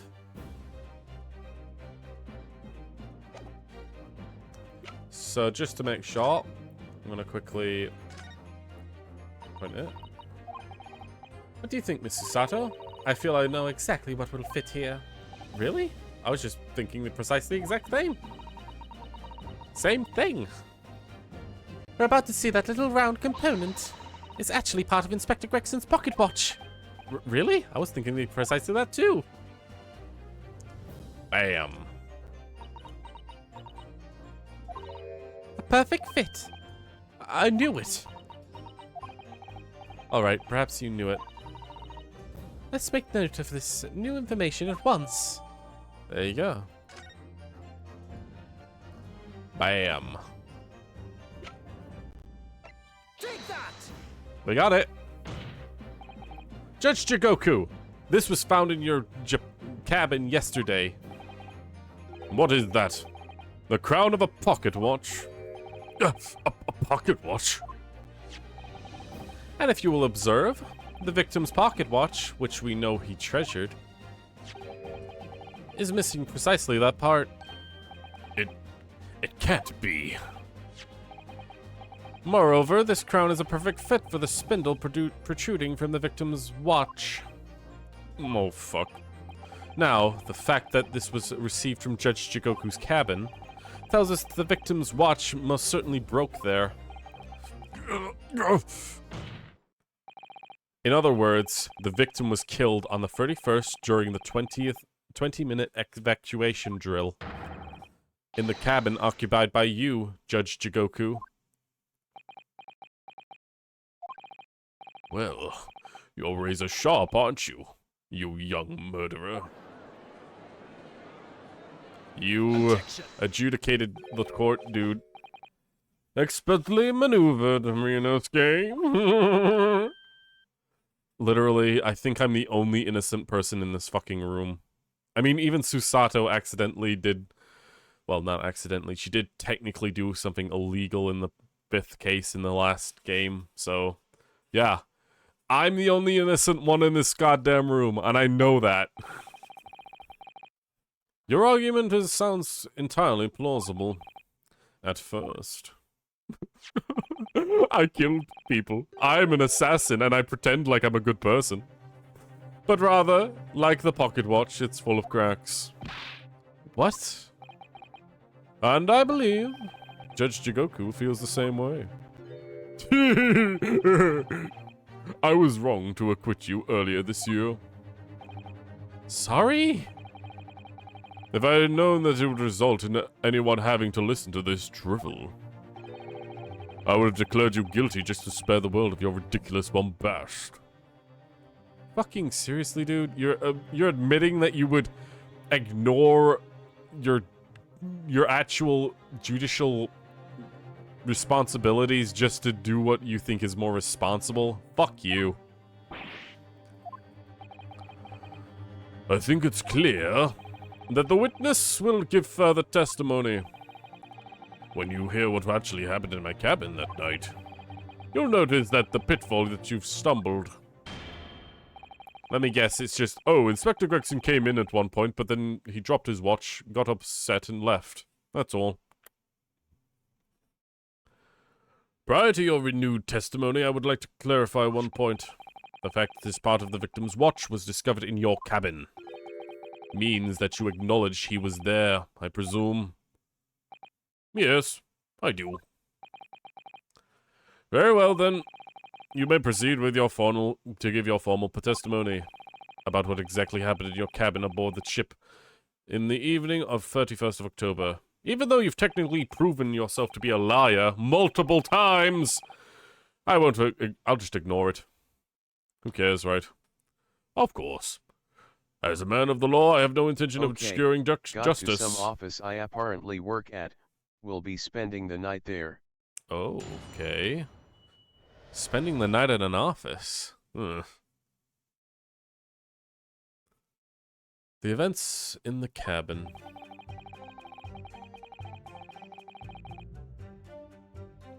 I had a guest waiting for me when I returned to my cabin.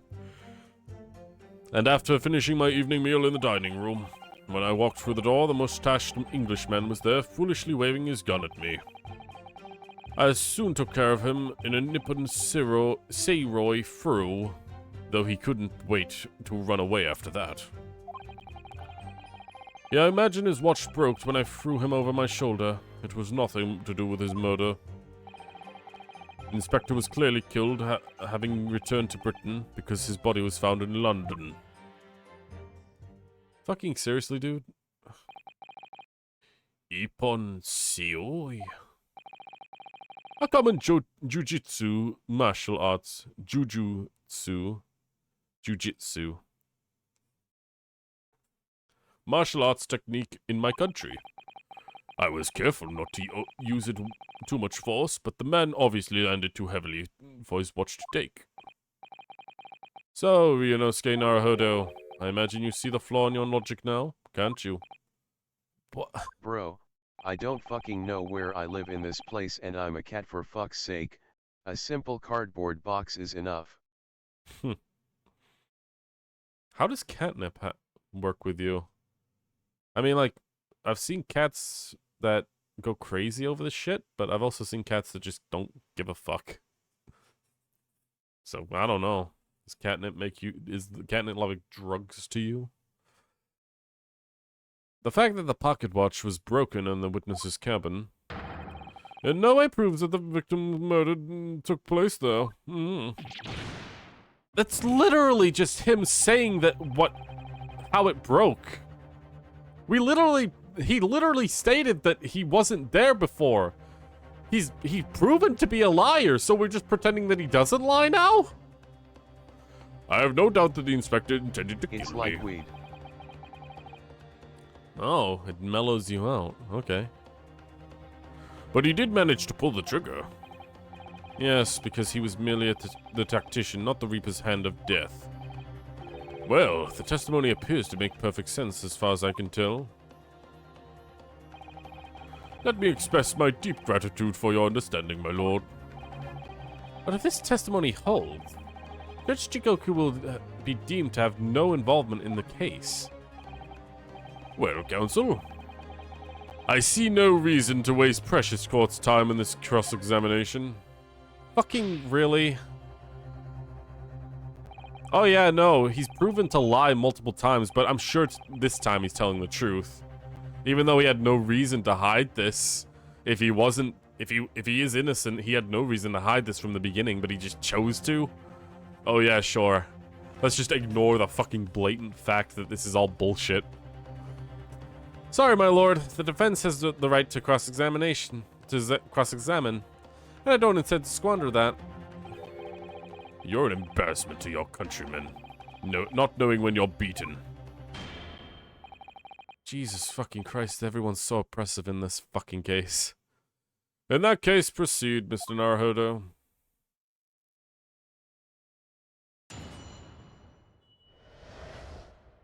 The events of the cabin.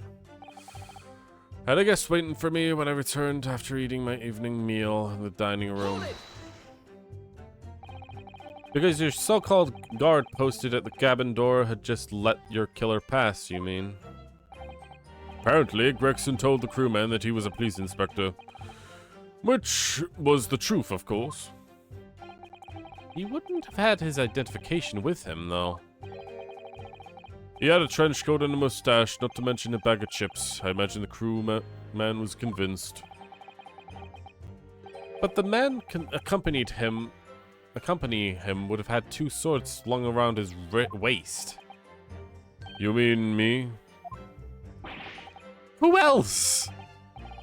Yes, that's true. He would have had to hope his sights on the few swords would have set off alarm bells in the guard's head. The point is, I left the cabin before the occupant returned, and I immediately disembarked the ship. Certainly, I can tell you that the inspector was waiting for me when I arrived at my cabin. Only the inspector. So, they just really ran past that real quick. You had hoped that the sight of a few swords would set off alarm bells in the guard's head. So Kazuma got in with swords at his waist, and then left. This is so blatantly stupid, and the fact that we're just accepting this to be the case. I arrived back to my cabin, he was there. And you entered without any inkling of suspicion. That's right. None whatsoever. When I walked through the door, the mustachioed Englishman was there, foolishly waving his gun at me. I just thought of something as well from that picture. Is it possible that Gregson is inside this trunk? And that he's transporting the body? That would be so fucked up if Gregson is actually in this picture with us. Dead in the trunk. Holy shit. When I walked through the door, the mustache-moid man was there foolishly waving a gun at me. Obviously, you were talking about Inspector Gregson? Yes, though at the time I didn't know the man's name. I was there there was no time for introductions. I valued my life over manners. By which you mean the inspector was there to assassinate you, I suppose. That was certainly the impression, given the gun pointing in my direction. But I'd never seen the muzzle of a revolver shake so much in my life. Anyone would think the man had never shot someone before. Believe it or not, most of us haven't. Anyway, there was no time to call if I helped the crewman at the door. So I dealt with the man myself. As soon as I took care of him with a Nippon soy throw, couldn't wait to run away. Even though the man had a gun, you were very brave. It was a very brave move, wasn't it? My Nipponese Siroi is far faster than a bullet, I assure you. But surely that commotion caused the crewman to come in, didn't he? Didn't it? Yes, of course. He busted in immediately without knocking. The inspector hurled himself at the stocky fellow and just managed to slip by him to make his escape. Ramen to eat. Good thing the break room has some food for the employees. Wow. I prepare pot noodles myself. The outstanding guard does it again. This whole fucking testimony has so many fucking holes. The guardsman just saw everything apparently that happened here, but we're not taking his testimony. No. Never mind that. Luckily, there aren't many situations where I can't get out of using a quick Nippon Seo throw. Soifro. I imagine the watch broke when I threw him over my shoulder, and nothing to do with his murder. The crown snapped off, and the glass covering the face of the watch cracked. Preferable to the man's head being pulled off from his spine cracking, wouldn't you say? Not that the man was spared for long. A bullet to the crest soon saw to the chest. Well, the point is, the Broken Bogey watch has nothing to prove that the murder took place. Absolutely not! The watch proves that the power of my jujitsu throw. Whatever you say, it doesn't ring true to that no shot was fired in that cabin. Because there was an obvious bullet hole in the wall.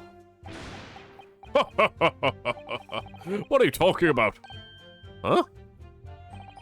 That's what the star of the young low detective story told you. Well, I don't care for such fiction. Fucking what? Haven't you worked it out, you little stripling? No murder took place in my cabin. The inspector was clearly killed having returned to Britain. His body was found in London. But there's no evidence that proves that the victim ever... The office Wi-Fi is not as good. I'm lagging so much. Oh, really? That's a shame. There's no evidence that proves that the victim ever returned to London alive. True, actually. There is none. Apparently nobody saw Gregson returning to Britain ever. You gotta love how you have no evidence of anything that you're proposing. But we both know you're just gonna turn around and be like, there's no evidence that he was killed on the steamship. Yeah.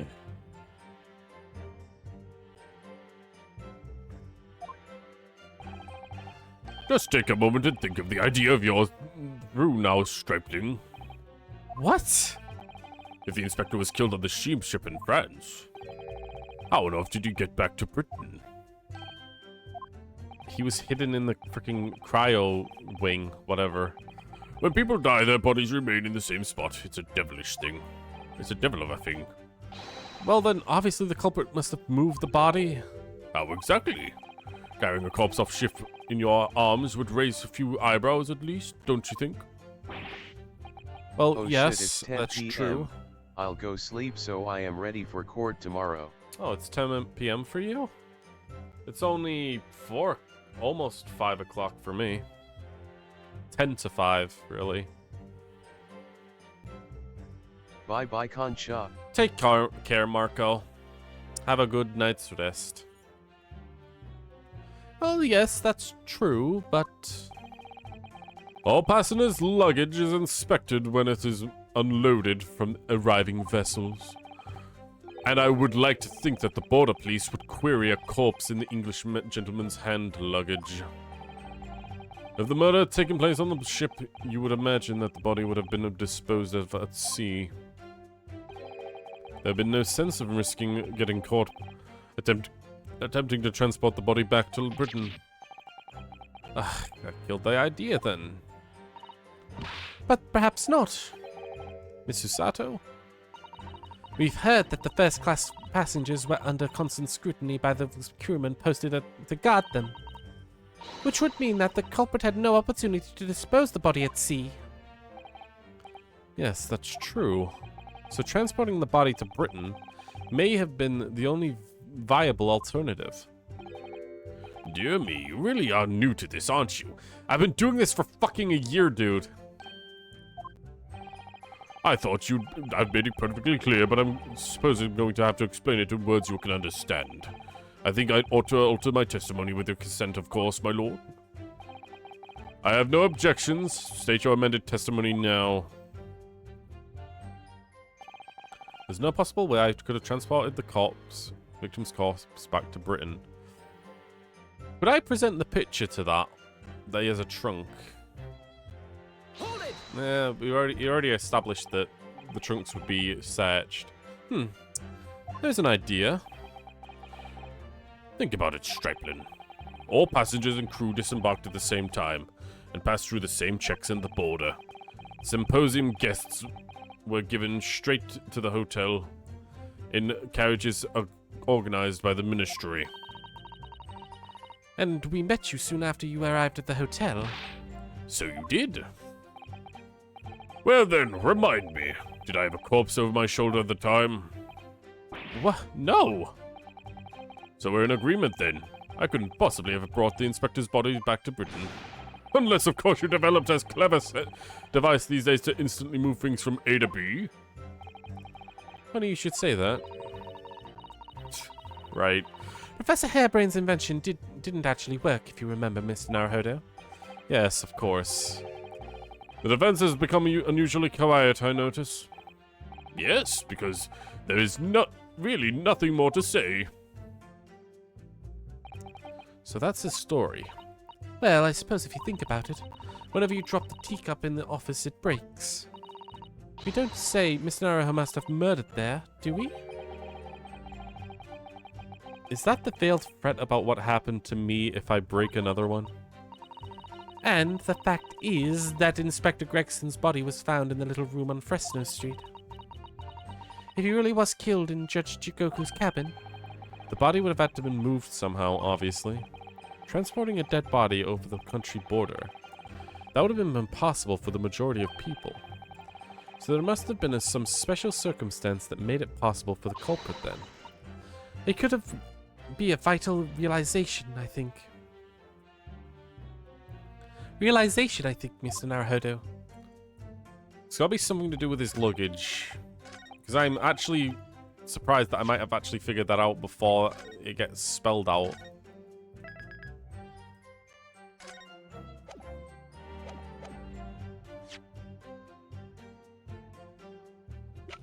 Let's see.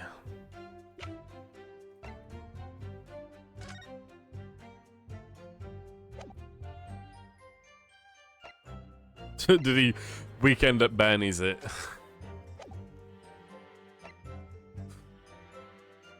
Put him over his shoulder with sunglasses on. But it could be possible that he was in fact in the trunk. Even though they just stated that he would have been, it would have been searched.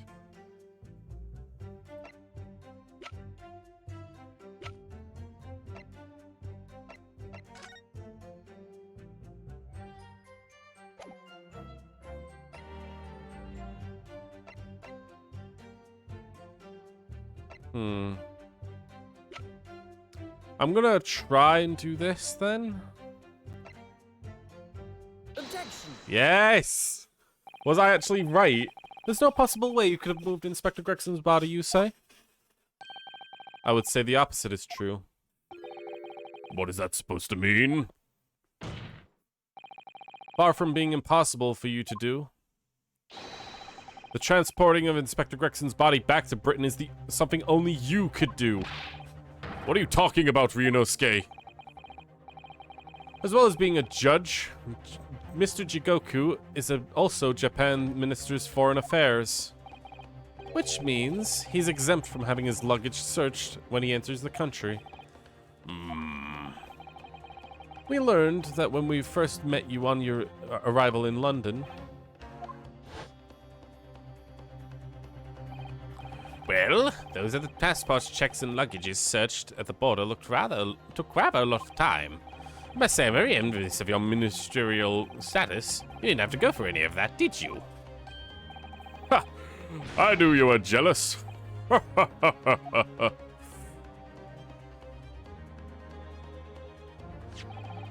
presume you recall this, Judge Jigoku?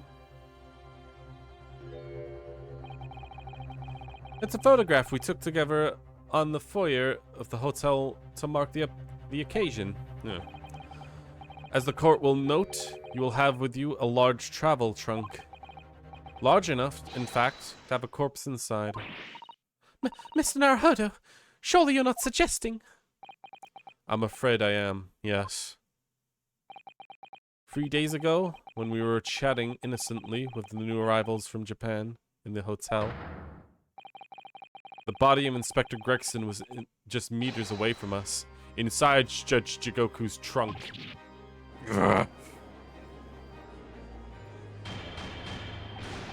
Order! Order! Order in the court! I'm skeptical, counsel, that the grown man's body could fit inside even the largest travel trunk.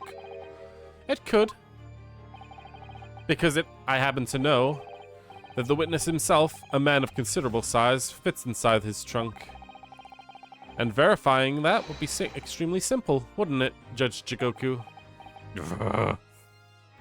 Is this sweat actually just not moving? Okay. But inside his trunk? How horrifying. And after we spoke to you at the Great Waterloo Hotel, you had an opportunity to visit the apparent scene on Fresno Street.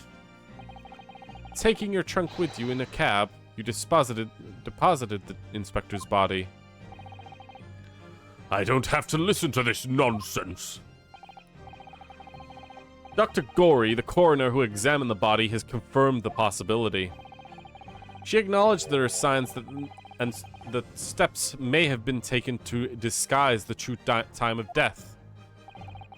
The onset of the body's decomposition could have been delayed by storing it in a refrigerator. Counsel, as I remember explaining yesterday, refrigerators of the requisite size are few and far between. Yes, I'm sure there are, but one place they are certainly found is on large ocean liners. Such ships are equipped with electrically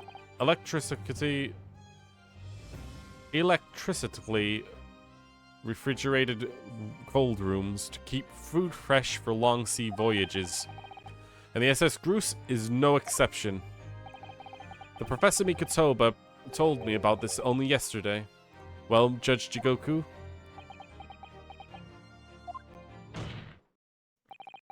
However how much you prolong this debate, you can't eliminate the truth. All the evidence points to you being the killer.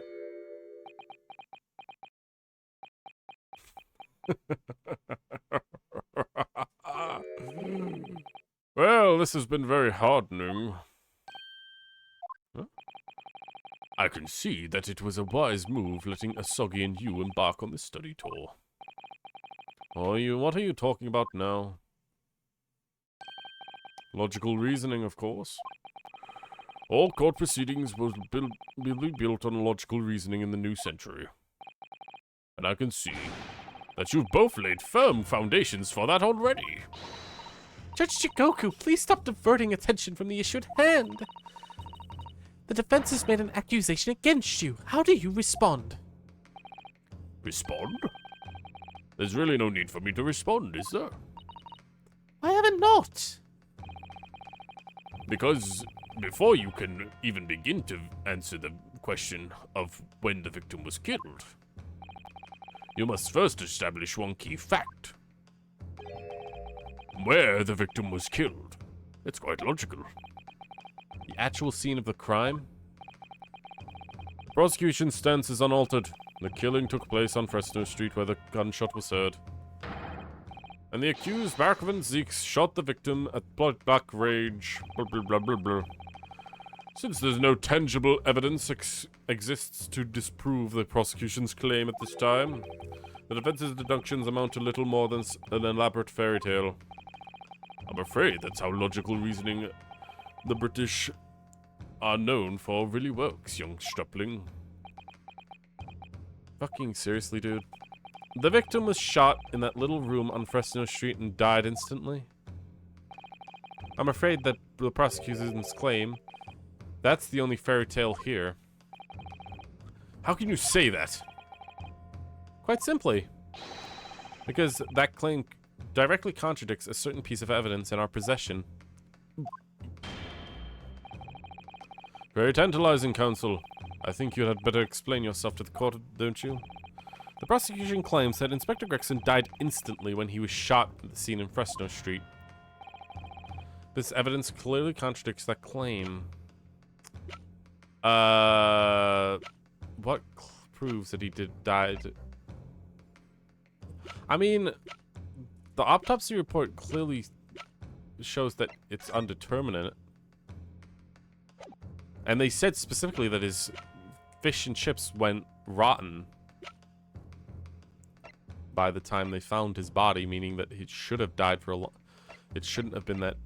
It shouldn't have been rotten. Is it the trunk, though?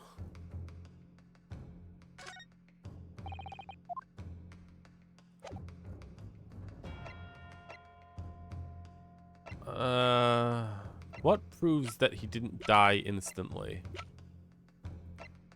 I mean, we started with that, with the pocket watch, being that he failed to wind it up.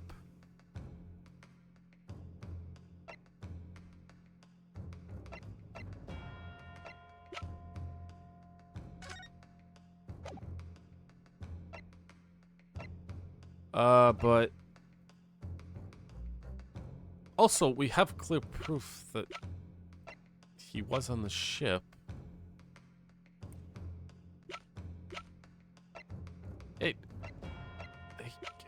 It's very vague, honestly, what it could be.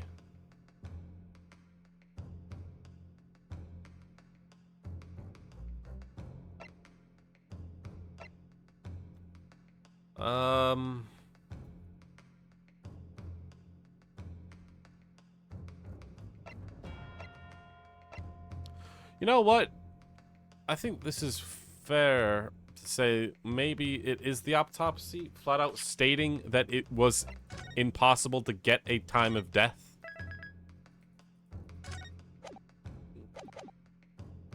So if he died but then again, it feels like they're trying to say that Inspector Gregson did something before he died.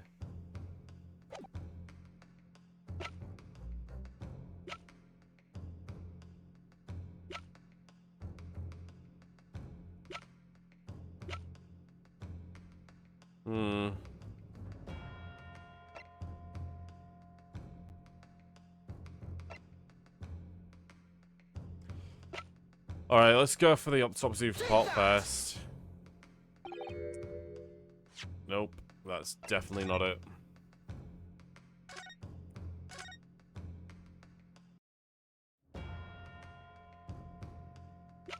What about the pocket watch? Nope.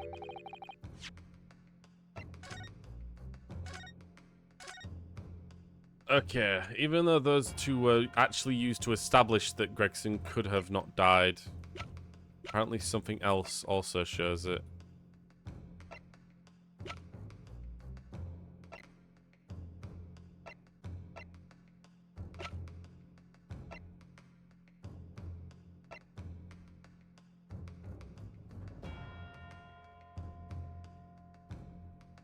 Evidence that prosecution claims that Inspector Gregson died instantly when he was shot at the scene on Fresno Street.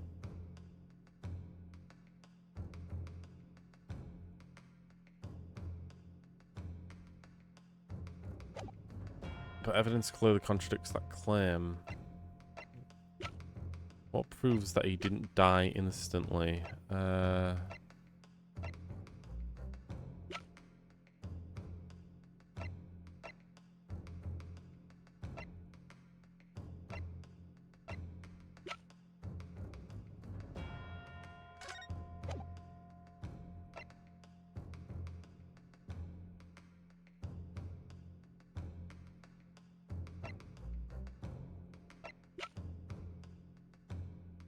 Is it that his trunk was closed? Or something? It's a bit vague.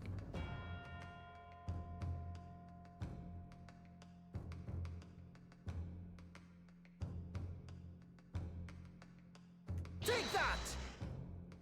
Nope.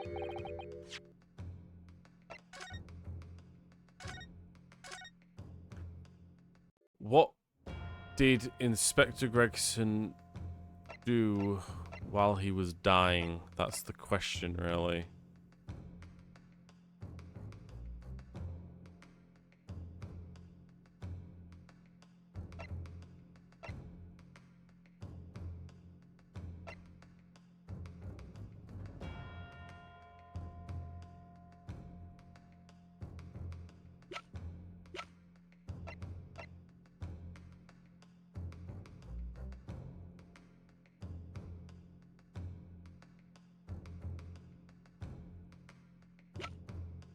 Hmm.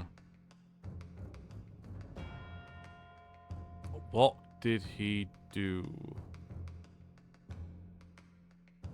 Is that even the right question to be asking?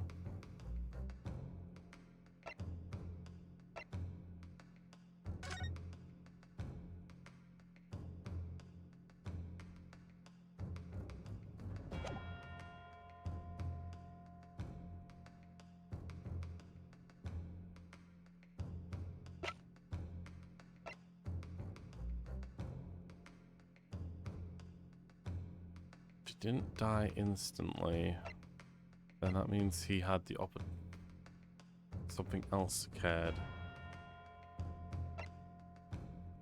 Is it the notice board that it shouldn't have been toppled over?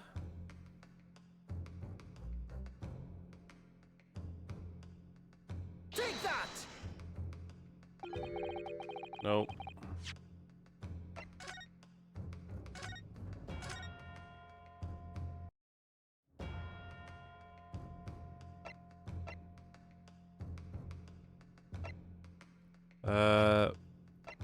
I tried the autopsy report.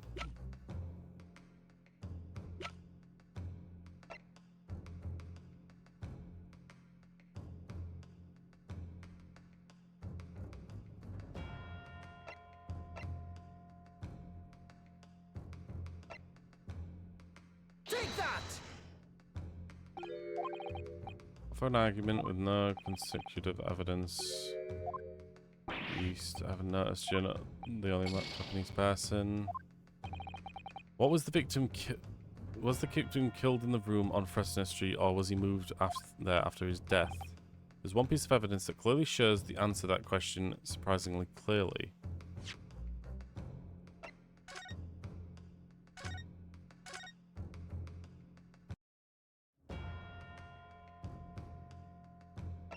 The red hairpiece.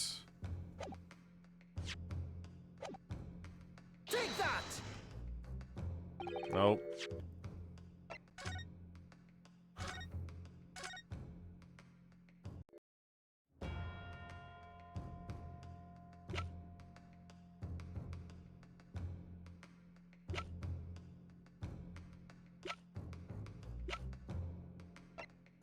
Small component.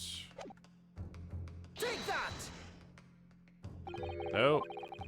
I'm literally just randomly choosing them at this point because I genuinely can't think of what it is. Full be me, because I cannot figure it out.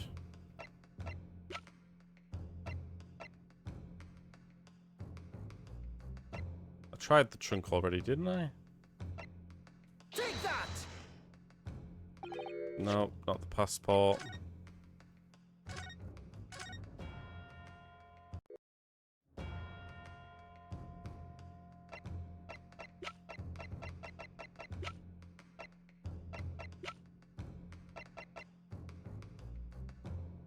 I'm fairly certain I already presented the trunk. Soggy papers have absolutely nothing to do with this.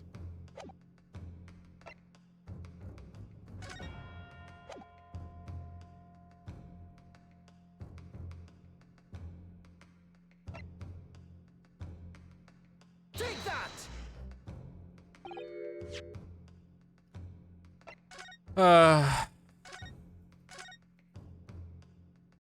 Let's try again.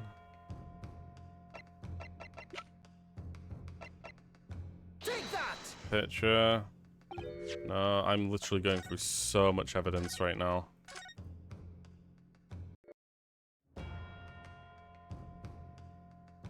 Is it the candelabrum? Take that!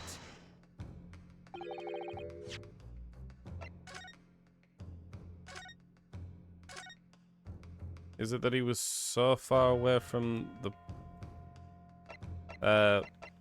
notice board itself? Take that!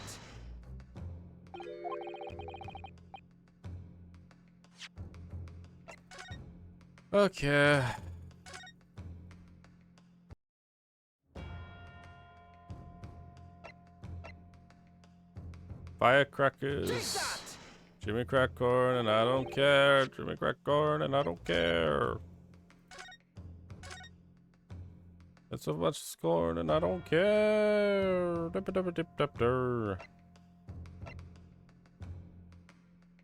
They said it shows it clearly. I don't think it does though.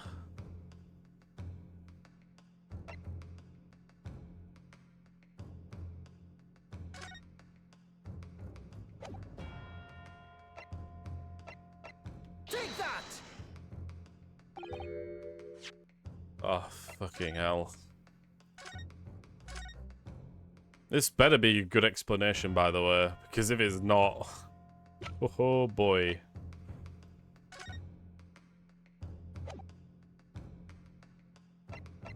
Screw it, I'm just gonna look it up.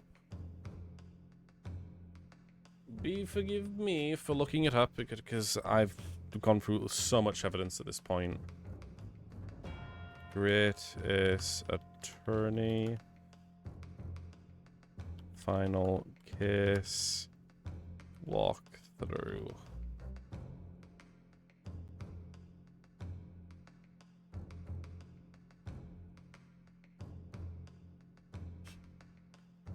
Ba-ba-da-ba-ba-ba.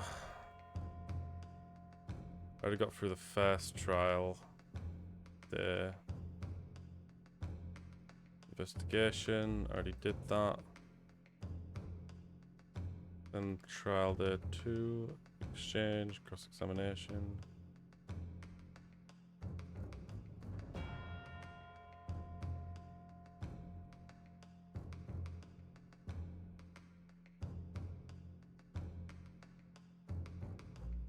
Okay. Apparently it's this. Tightly curled up. Is that it? Instead of being just laid out on the floor, he's curled up, meaning that he tightened up at the very least. Take that! Okay. That's very vague. But fine. It's not... I'm gonna be honest, the game is stating it was so clear. It was so obviously clear what the answer was. Fuck you. The photograph of the victim in the very location you claim he wasn't killed. Yes, but the point is the posture of the body itself. Come on. I get that he was postured in the same way that he would if he was in a trunk, but... You did not even remotely gesture towards that in the question. The question you did was whether or not what Gregson must have done in order to show that he didn't die instantly. No, it was instead, oh, by the way, it's because he looked like he was moved there.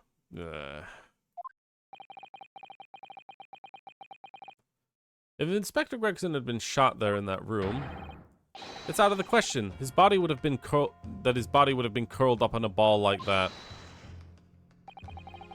I'm sorry to disappoint you, but your logic is flawed.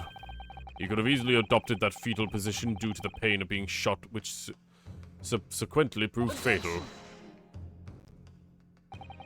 I'm sorry to disappoint you, Judge Jigoku, but it's your logic that's flawed.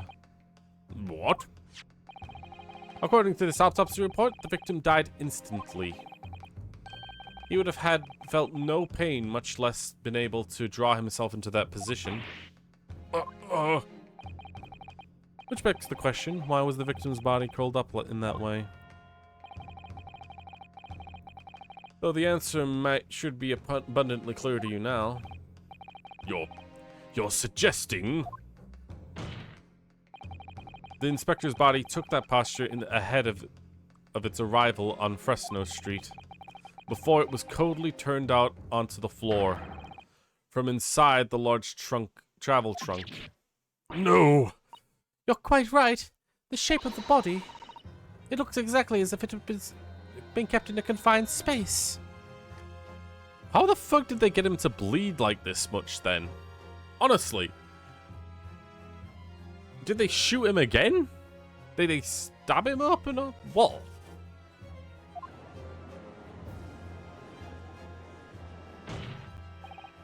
Judge Jigoku, present your trunk for examination. I believe it's very possible that we might contain traces of the victim's blood.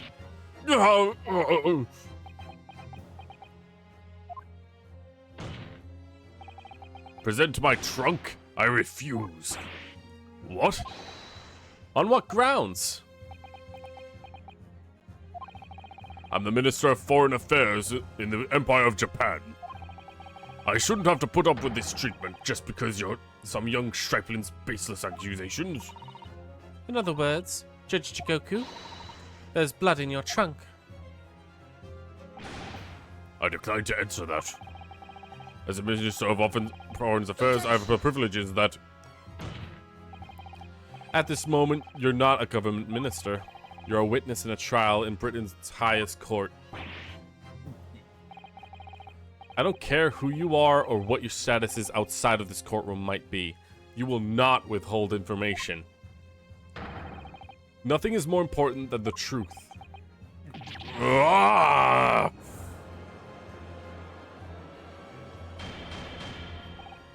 Order! Order in the court. Well, Judge Jigoku, what will it be? You can't be serious. You did it? Have you no shame at all, Kazuma Asogi? What? Very well, I admit it. So he's gonna say it was actually Kazuma that did the deed. I did bring the inspector's body to the country. Inside my trunk, exactly as you postulated by the defense. What? You? Dear God, outrageous! So it was you! You admit to killing Inspector... No, I admit nothing more than what I've said. Of killing the man, I certainly have no recollection. Oh, what on earth is that cryptic statement supposed to mean? I merely disposed of the inspector's body, which was left in my cabin, in order to avoid unwanted attention. As a judicial assistant over there pointed out, I have no chance to throw it over the ocean. So, I decided that the only option was to bring it to Britain with me and dispose of it somewhere else. You can't still deny it.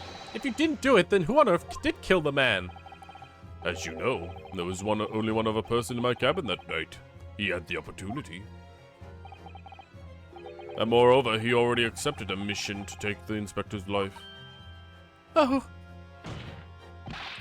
That's right. Who else could it have been? It was you, Kazuma Asogi. You. Was this all put together to try and make it look like Van Zieks was the culprit? When in reality, like, now that it's all starting to become unveiled, they're starting to betray each other. Well, Kazuma seems to be genuinely surprised that Jigoku actually did do this. I never thought you'd stoop so low to this, Seshiro Jigoku. You've taken words straight out of my mouth, Prosecutor Kazuma Asogi. I thought leaving the body on my you thought leaving the body in my cabin would put the crime on me, didn't you? Well, the prosecution counsel's already admitted to visiting the witness's cabin in the night in question. Yes, on an assassination mission, no less. You wouldn't. So, what did you make of that, young stripling? You've heard my testimony now. And that's all I have to say on the matter. I admit to nothing more. I don't believe this. Counsel for defense. What is your position now? The court awaits the response to the witness's assertion. The assertion on the night in question that the victim's assailant was in fact Kazuma Asogi. I accept the fact that it wasn't Baron Van Zieks. Boom. I win this trial. I mean, they're not saying that anymore, right? So, what? This isn't the dead end it seems to be. The answer is right in front of me. It comes down to Jigoku or Kazuma. Both of them had the opportunity to kill Gregson, but only one of them did it. And I'm just a step away from proving who. Very well, the defense is ready to respond to the assertion put forth by Judge Jigoku. The idea that the victim's murder could have been committed by prosecutor Asagi was possible or impossible.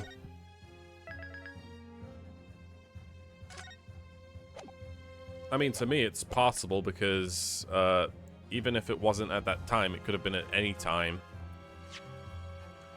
But we're to assume that Asagi didn't have a gun with him. Impossible?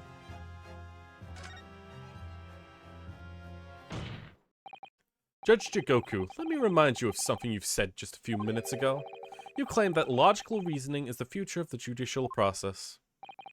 It is. No question. Well, logical reasoning can prove something else here. Namely, that it would have been impossible for Prosecutor Asagi to commit this crime. What? The court will only accept the argument that is supported by compelling evidence. So present what you have, counsel. What proof is there that allegedly demonstrates that the impossibility of Prosecutor Asagi's involvement?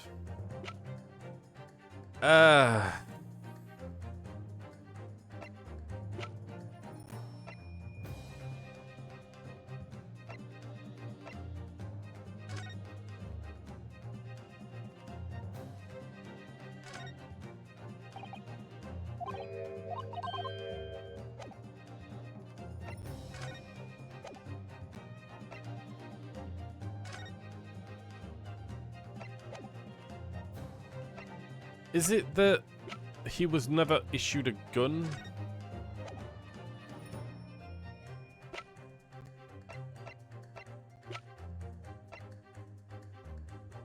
Well, no, that's the inspector's gun. I don't fucking know.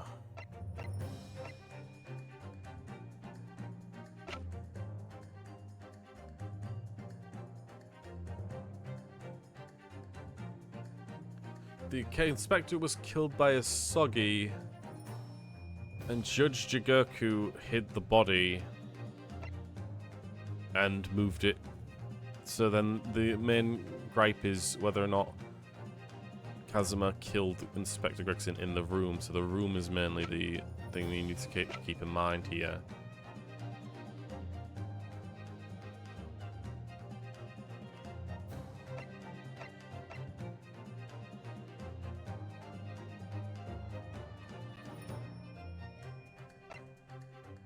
I mean, that's not really the necessary anymore because the component was found in his trunk, meaning the body was stashed there and the pocket watch was broken.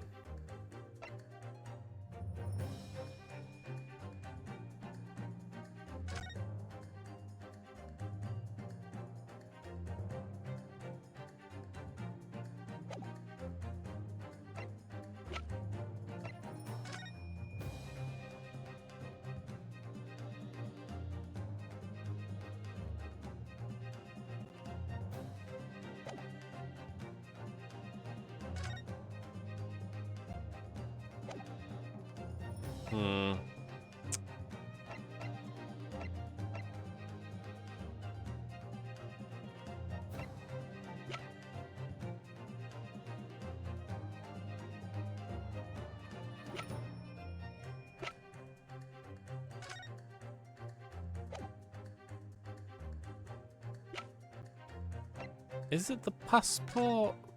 Something like he wouldn't be able to leave? Or he...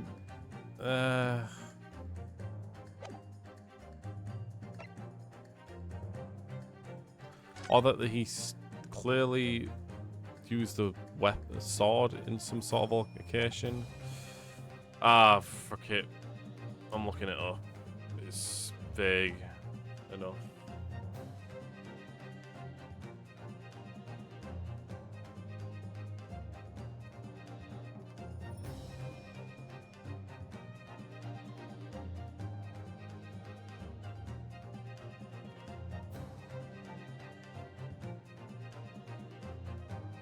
The reason that rules Kazuma out as a suspect is due to Kazuma's statement in court yesterday.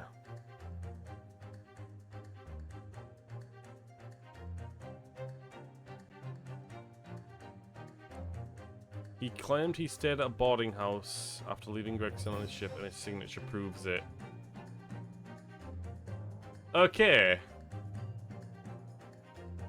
For some reason, this is what proves that. That is fucking stupid. I'm pointing this out right fucking now. We did not get evidence of Kazuma writing his signature into a book on a boarding house. That should have been evidence. That should have been pointed out as like a slip note thing. Like, Kazuma states that he left Inspector Gregson on the ship and joined into a boarding house. His signature is on the registry. That should have been evidence that I use at this point, not this fucking shit. Based on fucking memory. And not from fucking details on the evidence. That is maybe the worst presenting of evidence in this game so far. There is no way you would be able to remember that. Specifically from that piece of evidence. This itinerary of the crew's members of the SS Groose, my lord, is the concisive proofs. An itinerary? How does that prove anything? Judge Shigoku, the moment you acknowledge that you found the victim's body in your cabin, this itinerary suddenly became much more significant. What? Why? On the night in question, as always, a crewman's sentry was posted outside your cabin door. As long as he was there, nobody could have fired a shot inside your cabin. Okay. Absolutely, because it's inconceivable that the guard would have heard it and come to investigate. So that tells us the crime must have taken place when the guard was elsewhere. And that narrows it down to 20 minutes just after 10 o'clock when indicated on the itinerary. I still think that a better piece of evidence to present would be the actual boarding house signature or a statement paper clearly stating that Kazuma states that he left the ship. Still, come on, guys. This could have been done so much better. I'm sorry, I'm not holding back on that. I understand that, yeah, the crime couldn't have taken place beforehand, before there's 20 minutes. But still...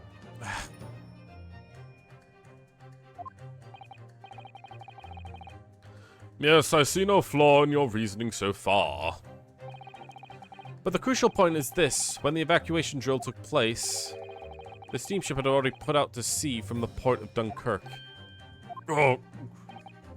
Now, clearly the murder could have only been committed by somebody who was aboard the vessel at the time. But Prosecutor Asagi stated yesterday in yesterday's proceedings, I didn't come to Great Britain to take anyone's life. I left with Gregson and disembarked the ship. I spent the night in a boarding house in the town and returned to England the following morning.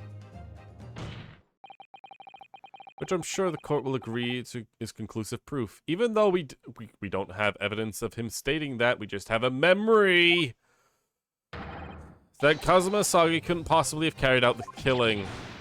Arrgh. That's so fucking silly.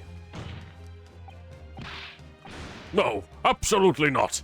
Don't accept this at all. What do you mean? The boy's just saying that to exonerate himself. We can't truly trust whether or not he truly disembarked the vessel. Obviously, after he left my cabin, he hid himself somewhere nearby on the ship. Just waiting for his chance to come back and finish the... No, that's out of the question. Isn't it, Kazuma? As the defense rightly recalls, I disembarked the vessel and spent a night in a boarding house in Dunkirk. As I said yesterday, I signed my name in the accommodations register book. It's all extremely easy to verify. It's undeniable proof. No, There's no escaping this time.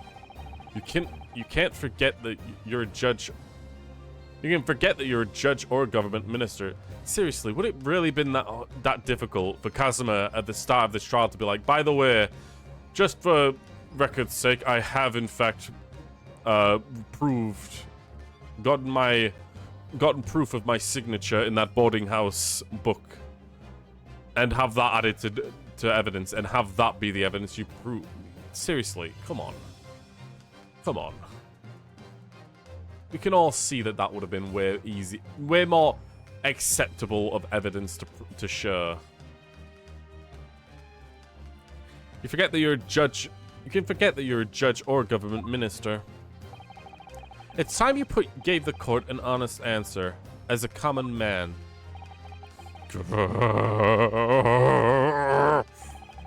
You killed Inspector Tobias Gregson, transported his corpse back to Britain, and then dumped the body in the room on Fresno Street and made it look as if the murder had happened there.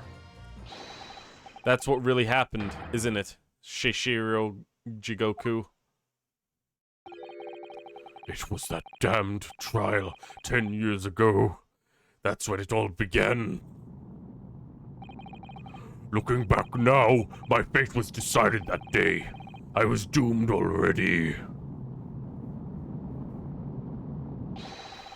Ah! Okay, seriously. It's over! My life is over! Really? Okay. Force powers. A British assassin to eliminate a professor in Japan. A Japanese assassin to eliminate a detective in Britain. Both assassins will use the diplomatic immunity to evade conviction and return safely to their homelands. The assassin exchange request arrived from Britain about 1 year ago. Though it was hardly a request, it was a demand. And for that, you decided to recruit Mr. Asagi? But things didn't go according to plan. But things didn't go according to plan. Your chosen assassin never made it to Britain. And you found yourself unable to dispatch a replacement. Because I was already on my way to Britain at that time, in Kazuma's place. And that left me with one other option of carrying out my obligation. To eliminate the mark myself, personally. Of course, there was but a single opportunity for me to do so, that... The International Forensic Science Symposium, I presume? That's right. I decided it would be safest to carry out my plan before my arrival in Britain, so I enlisted the help of my British counterpart, and made arrangements for a pretext that would take the inspector to Dunkirk. To lure the man in, he was given a sham mission by the Reaper. What? The Reaper? But there's only one person who could have done that. The mastermind of the entire operation. The Reaper himself. So, that means that the assassin exchange was all planned by the Reaper. I'm not at liberty to say anything about my British counterpart. Anyway, the inspector accepted the Reaper's mission and dutifully infiltrated my cabin on the seam strip. But it was all a trap in design to lead him to France and his own death. Oh, how awful. It was past 9 o'clock when I returned to my cabin from the dining hall that evening. I didn't give him the time to attack me. I choked him until he lost consciousness. But there was a guard just outside the door, so I left it at that for the time being. Even the slightest noise might have aroused suspicion, so I bided my time waiting. For 20 minutes after 10 o'clock. I intended to finish him by strangulation, but moments before I had a chance, he suddenly came around and went for me in a reckless move.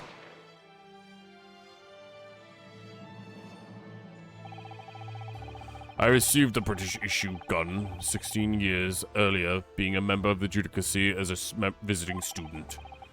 I never imagined I'd have to use it for something like that. So the revolver belongs to you, does it?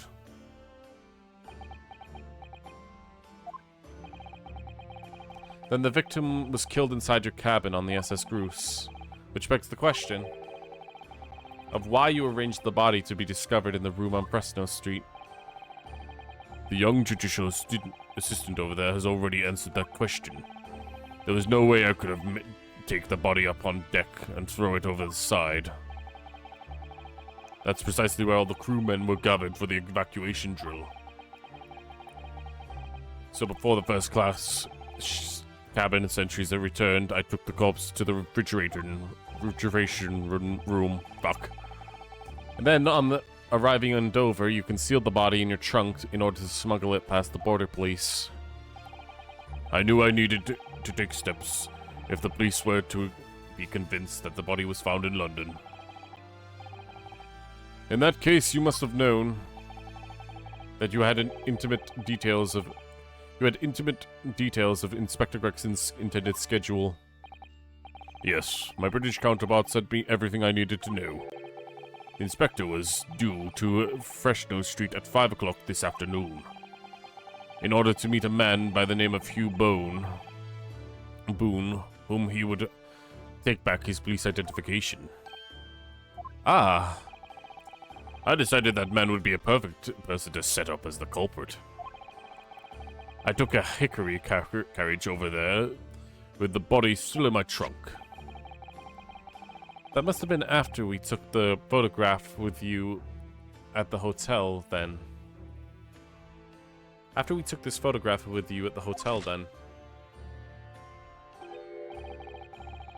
Yes, I wasn't expecting a welcoming committee. I was more than a little nervous. On Fresno Street, I spotted a young girl selling a little firecrackers. Miss Venus, of course. Literal best waifu of the game. I conceived of a candle trick then and there. I donned a simple disguise and approached the girl to buy enough firecrackers to replicate the gunshot. What sort of disguise? Some reason the inspector had a bright red hairpiece in his own traveling case. So I put that on, although I suspect I drew more attention to myself than I would have had otherwise. The hairpiece at the scene. The inspector had already had it ready for the Red-Headed League investigation. I had arrived at that room at only 5:15, so I quickly placed the body on the floor and moved the notice board to set up my little candle trick. I arranged it so the firecrackers would go off with a bang around 15 minutes later. So that Mr. Boone who was due to arrive at 5, would have walked straight into the trap. Except, at the last moment, I made a careless blunder. What was that? I imagine it was the bag of fish and chips. Ah! I didn't notice that it had fallen out of his overcoat pocket when I moved the body to the refrigeration room. I put it back in his pocket in the following morning, but... well, it seems like the warmth of and the heat of the cabin had accelerated the decay of the fish. Anyway, that's everything. The whole sorted details of what I did.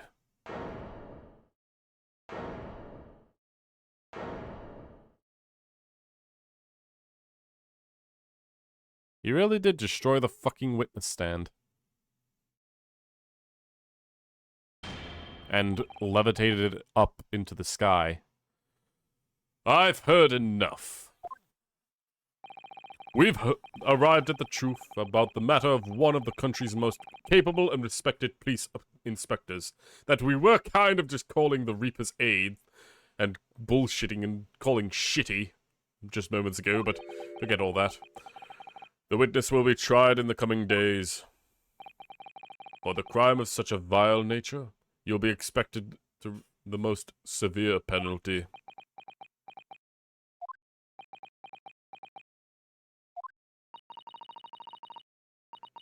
An exchange of assassins. What a foolhardy idea. Mr. Jigoku, one last detail. Who was your counterpart in Britain? Who was the mastermind behind the assassin exchange? Nothing you say now can make matters any worse for you. Just tell us. Enough!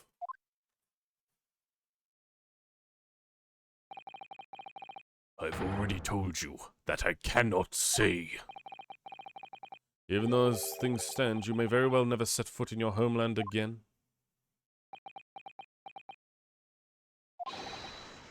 What are you waiting for? Can't we get this over with now? It's finished. All of it. I'm finished.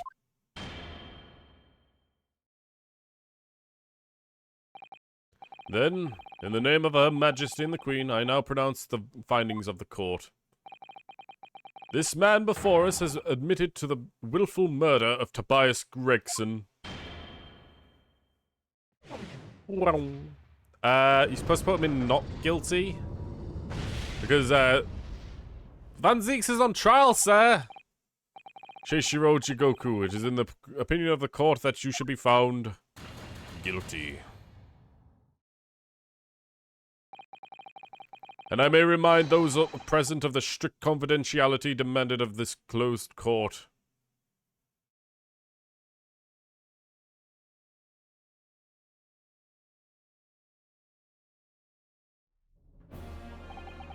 Moments ago, Mr. Jigoku signed a written confession, admitting to the murder of Inspector Gregson and the subsequent conveyance of his body. In short, the defendant's innocence has therefore been established beyond doubt. Fuck you, Naruhodo, and fuck all of you in the fucking peanut gallery. Oh, wonderful. Well done, Mr. Naruhodo. Yes, thank you. Is something wrong? I'm just a little troubled by his silence. The identity of the Reaper of the Bailey and his extraordinary Assassin's Exchange. We remain in the dark about these mysteries, however. Insofar as the indictment brought against the defendant in this trial, we have reached a conclusion. I have every intention of pursuing both mysteries. As a prosecutor. As you wish. Now for the formal adjudication. I hereby declare the defendant Baruch Van Zeeks. Objection! Yep.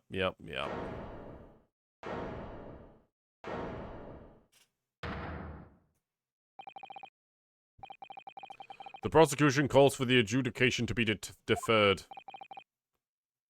Counsel? The accused's innocence has not been fully established at all, and therefore, it would be wrong to deliver a verdict at this time. That is the prosecution's unwavering position. What? But Judge Jigoku has already confessed. Nevertheless, Baruch Van Zeeks is committed crimes for which he must be punished. Well, it would appear that you have information that the court needs to hear, Prosecutor Sogi. Certainly, the murder of Inspector Gregson was actually carried out by Seishiro Jigoku. But it's clear from the witness's testimony that he was coerced into complying with a plot into a sick, twisted, merciless assassin exchange that you were part of. But yeah, sure, let's pretend that's not the case. That may be true, but so what I want to know is who coerced Jigoku, who's pulling the strings. The victim went to France, having been ordered on a mission for the Reaper, only to be murdered. In other words, the mastermind behind the assassination exchange is someone in the position to give such an order. We've already established that it's the Reaper himself. Well, certainly. That would appear to follow. The prosecution hereby formally accuses the man at the dock, Bak van Zieks, of being the Reaper of the Bailey, and furthermore, I'm going to prove he's guilty beyond a reasonable doubt. Whoa, whoa, whoa, whoa, whoa, ow, my back! Oh. I'm so surprised that this happened, even though I knew it was going to happen. Order! Order! Order! The Reaper of the Bailey is a long-standing mystery council. Are you suggesting that you have some new information which to build a case? The Scotland Yard has already investigated Lord Van Zieks very thoroughly in that regard, and has found no evidence whatsoever to substantiate the claim that he is the Reaper. Perhaps, but circumstances have now changed. What do you mean? It's already been established that the assassin exchange was negotiated with Jigoku by the Reaper himself. By which means we now have a new line of questioning by which to identify definitively the man's identity. That it is the prosecution's intention here. I must say that I'm surprised by how tenaciously you appear to want to besmirch my name. You are guilty of an unforgivable crime, Lord Van Zieks. You killed my daddy! And I will bring you to justice for whatever it takes. That explains Kazuma's silence before. They'll stop at nothing to finish what Lord Van Zieks unwittingly started 10 years ago. Very well. Whilst it is extremely irregular, I will, on this occasion, grant the prosecution further opportunity for the witness's testimony.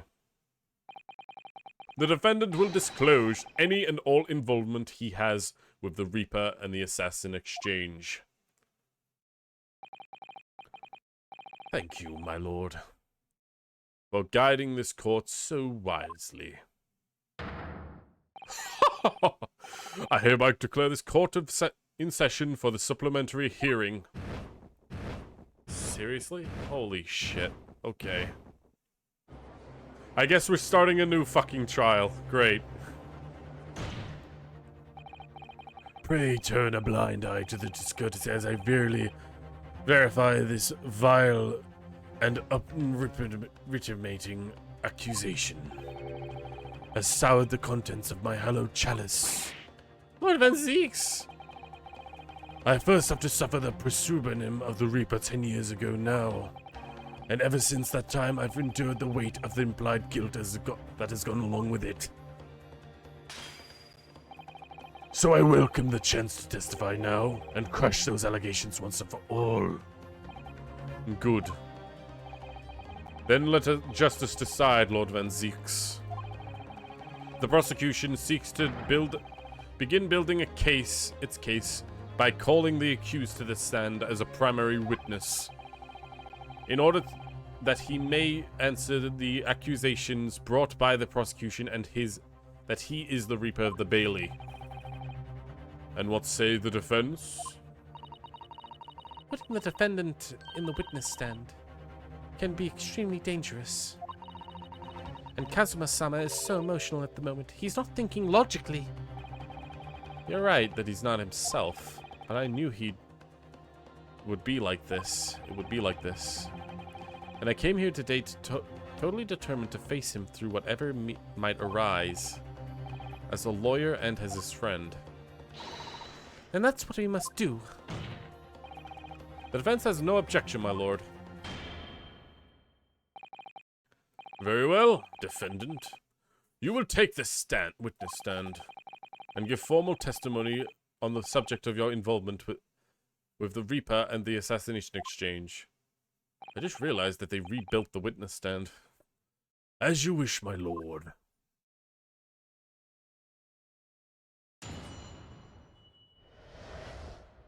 The Reaper and the Assassin Exchange. I've never taken the life of another, nor have I instructed another to kill. I've been investigating the truth behind the Reaper for years, and I was aware of Inspector Gregson's involvement. That is the reason why I went to Fresno Street that day, and how I became to discover the body. The point is, no common thread exists between myself, Gregson, and Mr. Wilson.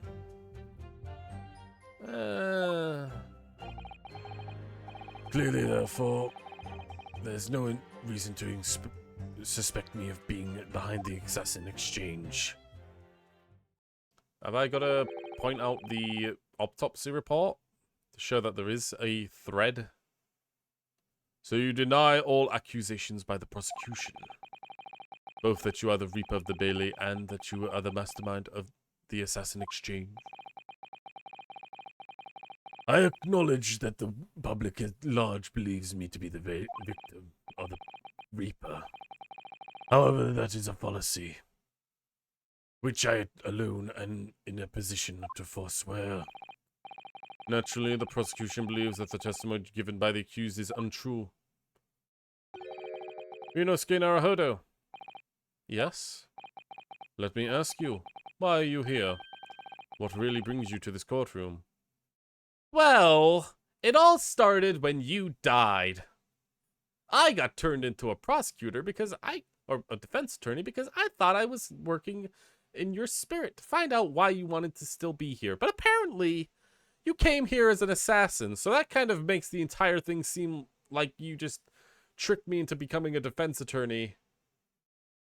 When in reality, I probably should have become an assassin if I wanted to follow your spirit. And ultimately, at this point, I'm just kind of winging it. But I suppose in the end, I'm looking for the truth. I desire to uncover the truth. Even if the truth proves your client to be guilty. From all my experiences in the courtroom, I've come to realize something. The truth can't be hidden. Sooner or later, it will come out. So it's always my intention to work with my client in the pursuit of the truth. I want you to remember what you just said. Enough dilatory chatter. Counsel for the defense, proceed with the cross-examination of the witness. Yes, my lord. I know exactly what you're thinking, Kazuma. I know you're just waiting to point it out. The contradiction you've convinced lies elsewhere. The contradiction you're convinced lies somewhere within this man's testimony. Yeah.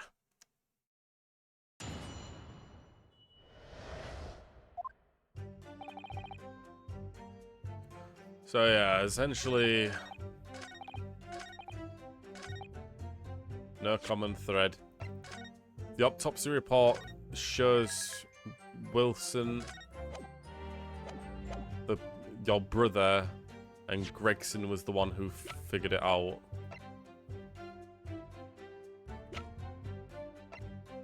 Objection! Yep. What is this? An autopsy report? Wait. This is 10 years old. From the autopsy of Lord Clint Van Zeeks. What? My brother's autopsy report. I'm pleased to see the defense doesn't intend to run from the undeniable truth.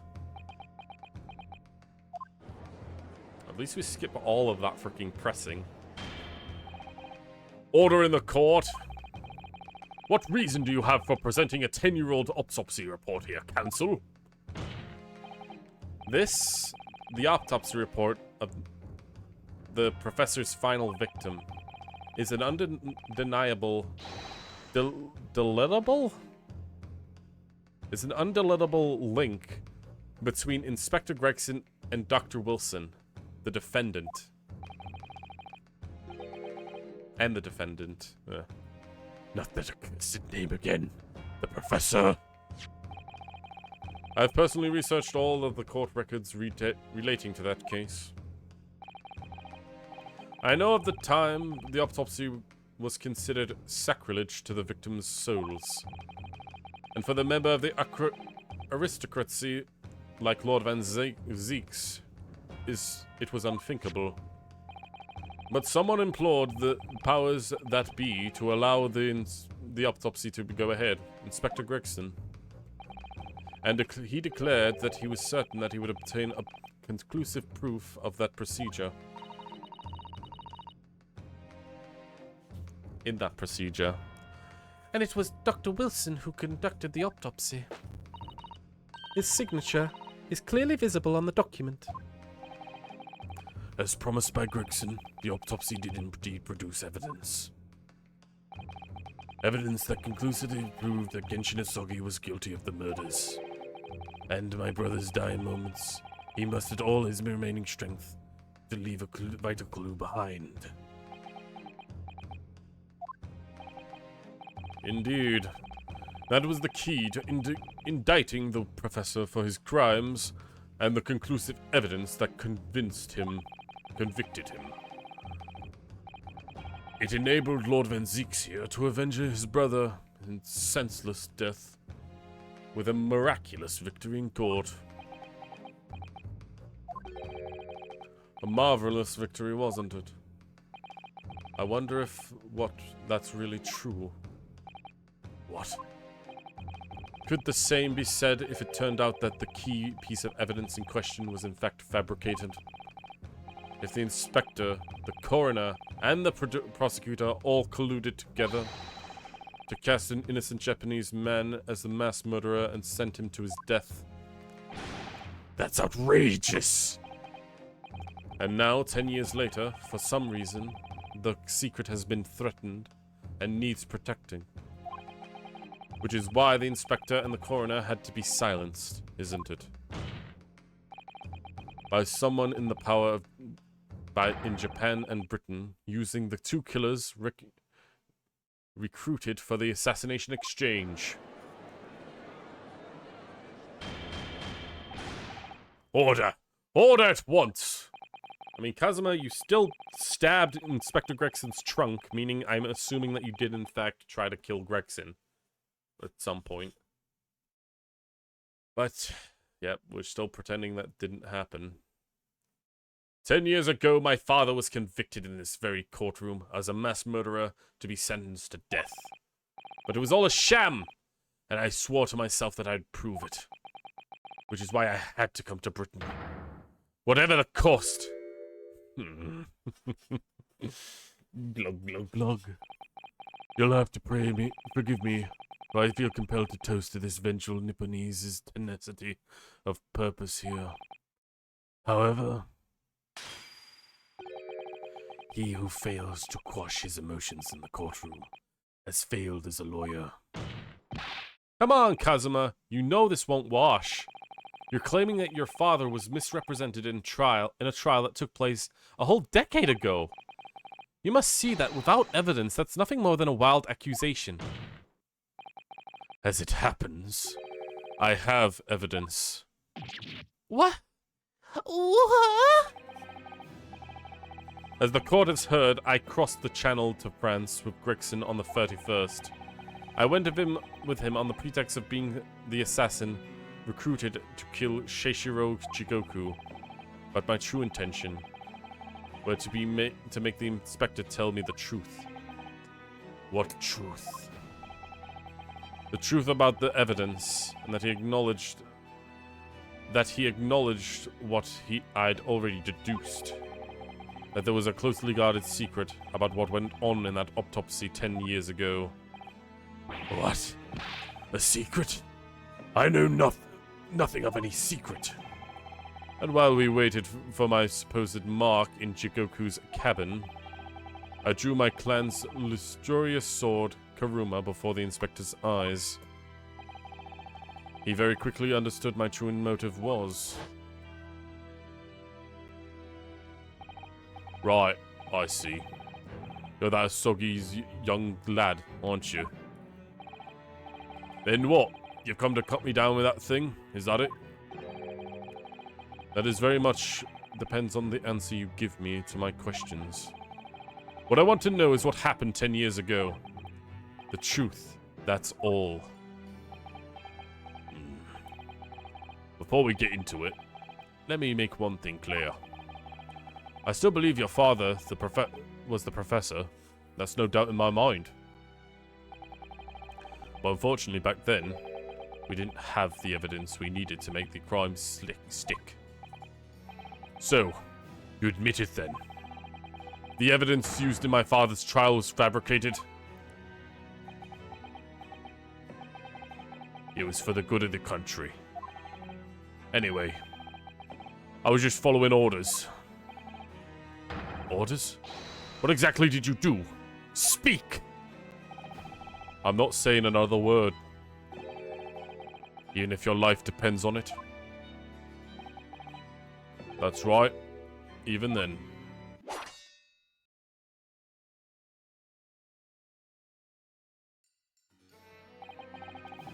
So that's when the severe sword broke. Oh, Kazuma-sama. If the results of Clint Van Zeek's autopsy were fabricated, then the investigating officer Gregson and the lead coroner Wilson must have known about it. This is all very much still word of mouth, Kazuma. And they can only have been ordered to prevent the course of justice in the way of one man. The man leading the case of the prosecution, Baron Van Zeeks. Baron Van Zeeks wasn't actually supposed to be the prosecutor of that trial. In other words, the defendant did have cause to organize the exchange of assassins. Exactly.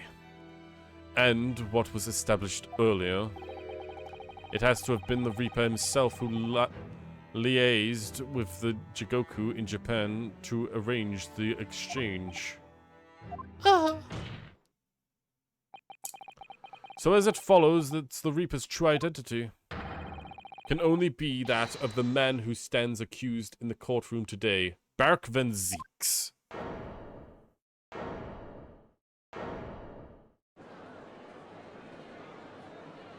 Objection! Kazuma Asogi. What? You've just told the court. What you've told the court. Are you absolutely certain of your facts? Did Gregson really fabricate evidence for that trial 10 years ago? I heard it with my own ears. His shameful admission.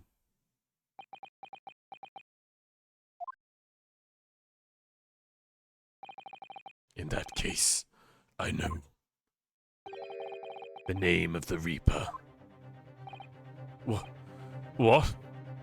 Yeah, I do too. Lord Van Zeeks? I gave no such orders. I know that for certain. Which narrows down the remaining possibilities to one. If Lord Van Zeeks isn't the one behind all of this, then yes, there's only one other person who could have done something like that. I believe I know who it is too. You? I just had a feeling this name was going to crop up. The true identity of the infamous Reaper of the Bailey is... Fucking hell. I swear to Christ.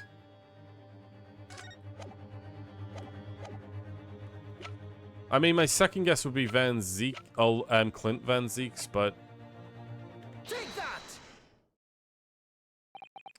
The only person who could have arranged the assassination exchange and manipulated the autopsy results is Lord Chief Justice himself, Lord Mail Strongheart. What? Lord Strongheart? Yes, it's true that 10 years ago, the defendant handled the prosecution of the professor in court. But he only took over the case after his brother, Clint Van Zeeks, had been killed.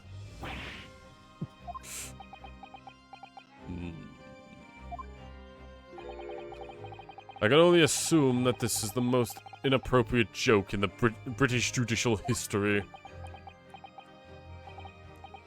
Where, Lord Van Zeeks? 10 years ago, I was very new to my profession, but I had a burning desire to avenge my brother's death, so I pleaded for control of the case.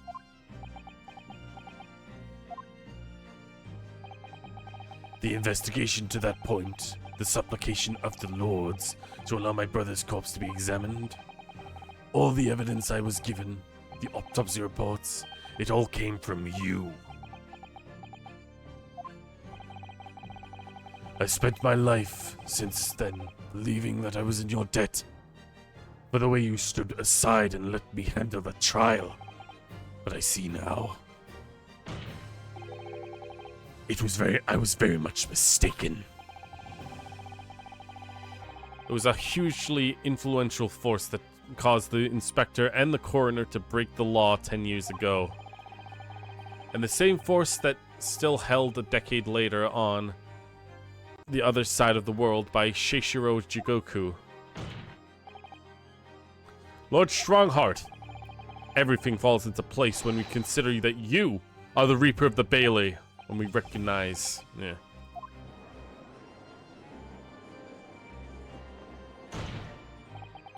The court awaits your response, my lord. This very well may go down as British judicial history, but I assure you, it is no joke. Consider this your formal accusal by the defense.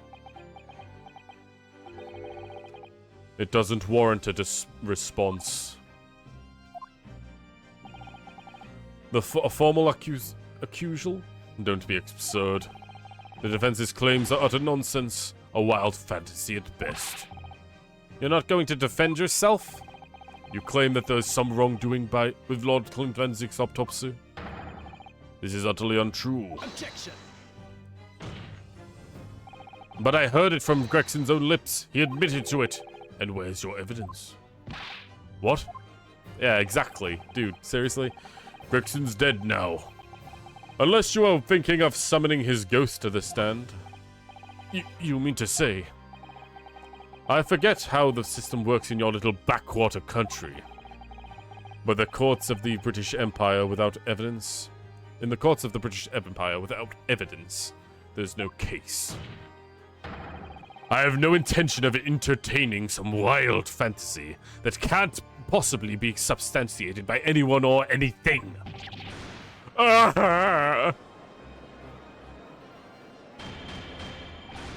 Order! Order in the court! Following Inspector Gregson's murder and the light of Dr. Wilson's death as well, there's really no one left who could testify about the events 10 years ago, is there? So there really was. So that's the real purpose of the assassination exchange. The court has no business racking over the coals of this case that was concluded a decade ago. The accusal brought by the prosecution and the defense is categorically denied. I take it that there's no objections? Kazuma, he's more than less waited his whole life for this moment. Is there really nothing else we can do now? Is there no other avenue that we can go down in the perusal of the... in pursuit of the truth about what happened all those years ago? There's only someone who could testify about Clint Van Zeek's autopsy. There is someone... Isn't it, her mother capable of doing that?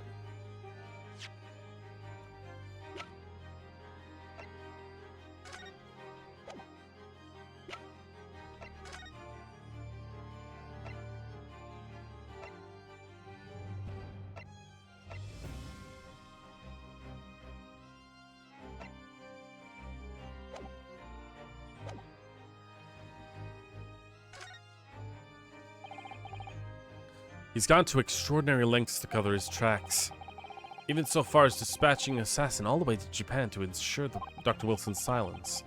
And Dr. Cypher won't say anything against Strongheart. But there's still one ray of hope. Objection.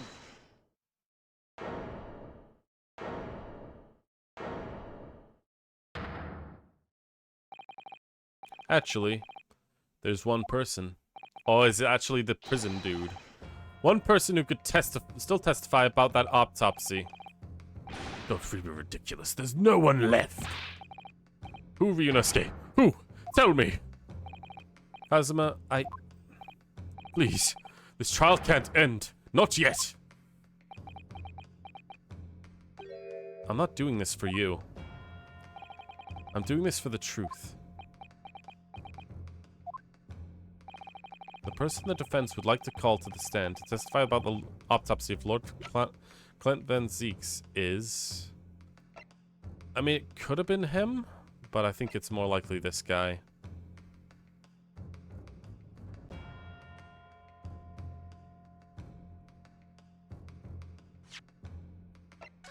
Or it could have been Mikotoba, right?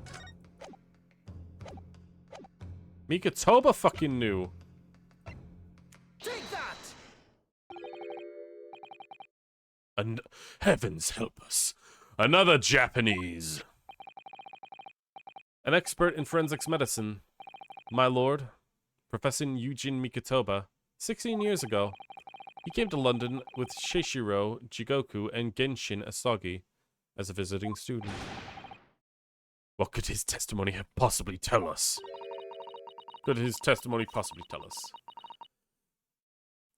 Professor Mikotoba was a primary assistant during the autopsy in question.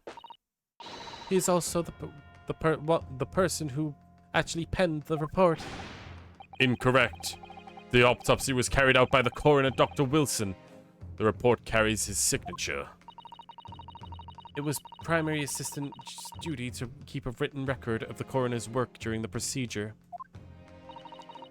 In actual fact, the coroner merely read over the report at the end and signed it. In other words, Professor Mikotoba witnessed the entire autopsy from start to finish. The defense demands that Professor Mikotoba be summoned as a witness as a matter of urgency.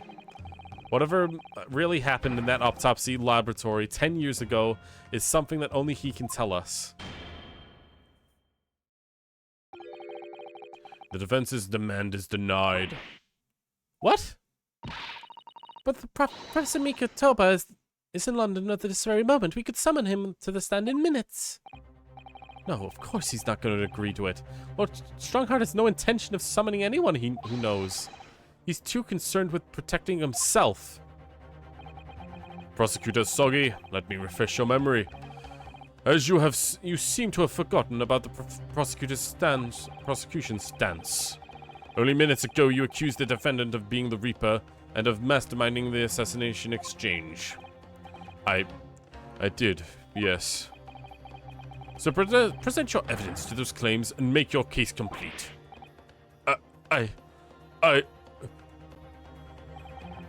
At this time, I don't have the requisite evidence. But that's exactly why we need witness testimony. The professor case is closed, and there's no clues in the distant past that can bolster your argument today. I'm afraid to say, Prosecutor Asogi, that you would appear to have been possessed by a spirit of your late homicidal father. Now, as I stated earlier, this court has already reached a conclusion with respect to the matter at hand. Inspector Gregson was murdered by a Japanese Supreme Court Judge Seishiro Jigoku, and for any hidden circumstances to exist, they will be investigated in due course by the proper authorities. But all we know what will happen. Just give the mastermind a whole venture to... That'll just give the mastermind a whole venue time to cover his tracks again. By which you mean me. Your punishment in this contemptible behavior will be decided at a later date. As for you, Prosecutor Osogi, you'll be reprimanded following these proceedings willingly, I trust, since you gave your word.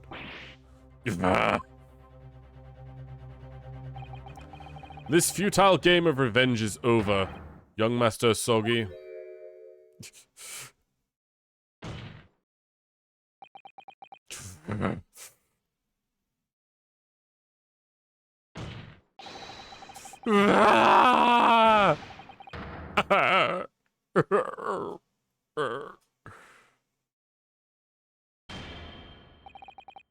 That will be all.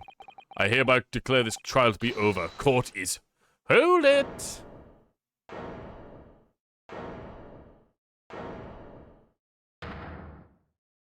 Yes, it is me. Mr. Sholmes? Whoops. There's no place for amateur detection, Mr. Sholmes. This is no place. May I remind you that these proceedings are closed due to the general public. If you would leave the courtroom at once. Objection! Mr. Sholmes was instrumental in the apprehension of Shishiro Jigoku before he fled from Europe. The court will hear what he has to say. Lord Mail Strongheart, it is imperative that you refrain from bringing this trial to its end at this stage. Is it really? And why would that be? You need only recall your own words from the opening of this trial to answer that question, if I may. We will stop at nothing to uncover the whole truth behind these disturbing findings. Surely it can't be that the shock of being accused as the Reaper has erased your memory, can it? The whole truth, sir, has already been uncovered. It would seem that we have many great important members of the Judicacy here present today. I put it to you, my dear fellows, should this trial end at this juncture? After all, why have you all been invited to attend? To nod along at the prevarications of your superiors?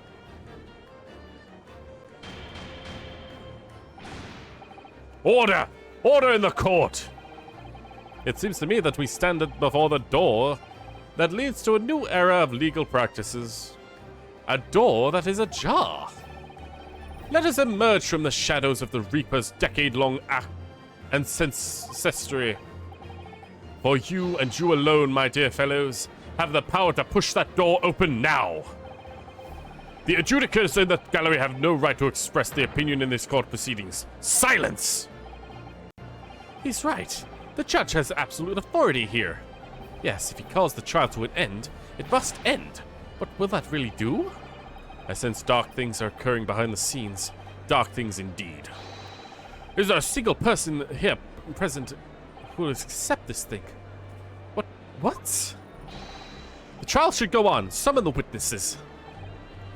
That's right. We need to hear before this young Japanese fellow is reprimanded by society. My lord, you assured those present that you would uncover the whole truth here. Vindicate yourself from this outlandish accusation. The truth and the truth is nothing but the truth. That's the very foundation of British law. A toast to my dependable colleagues in the gallery. On with the trial! On with the trial! Testify! Testify! Testify! Testify! Well, my lord, you hear the voices of the British Justice, I take it. I think you'll find that it was rather awkward to silence.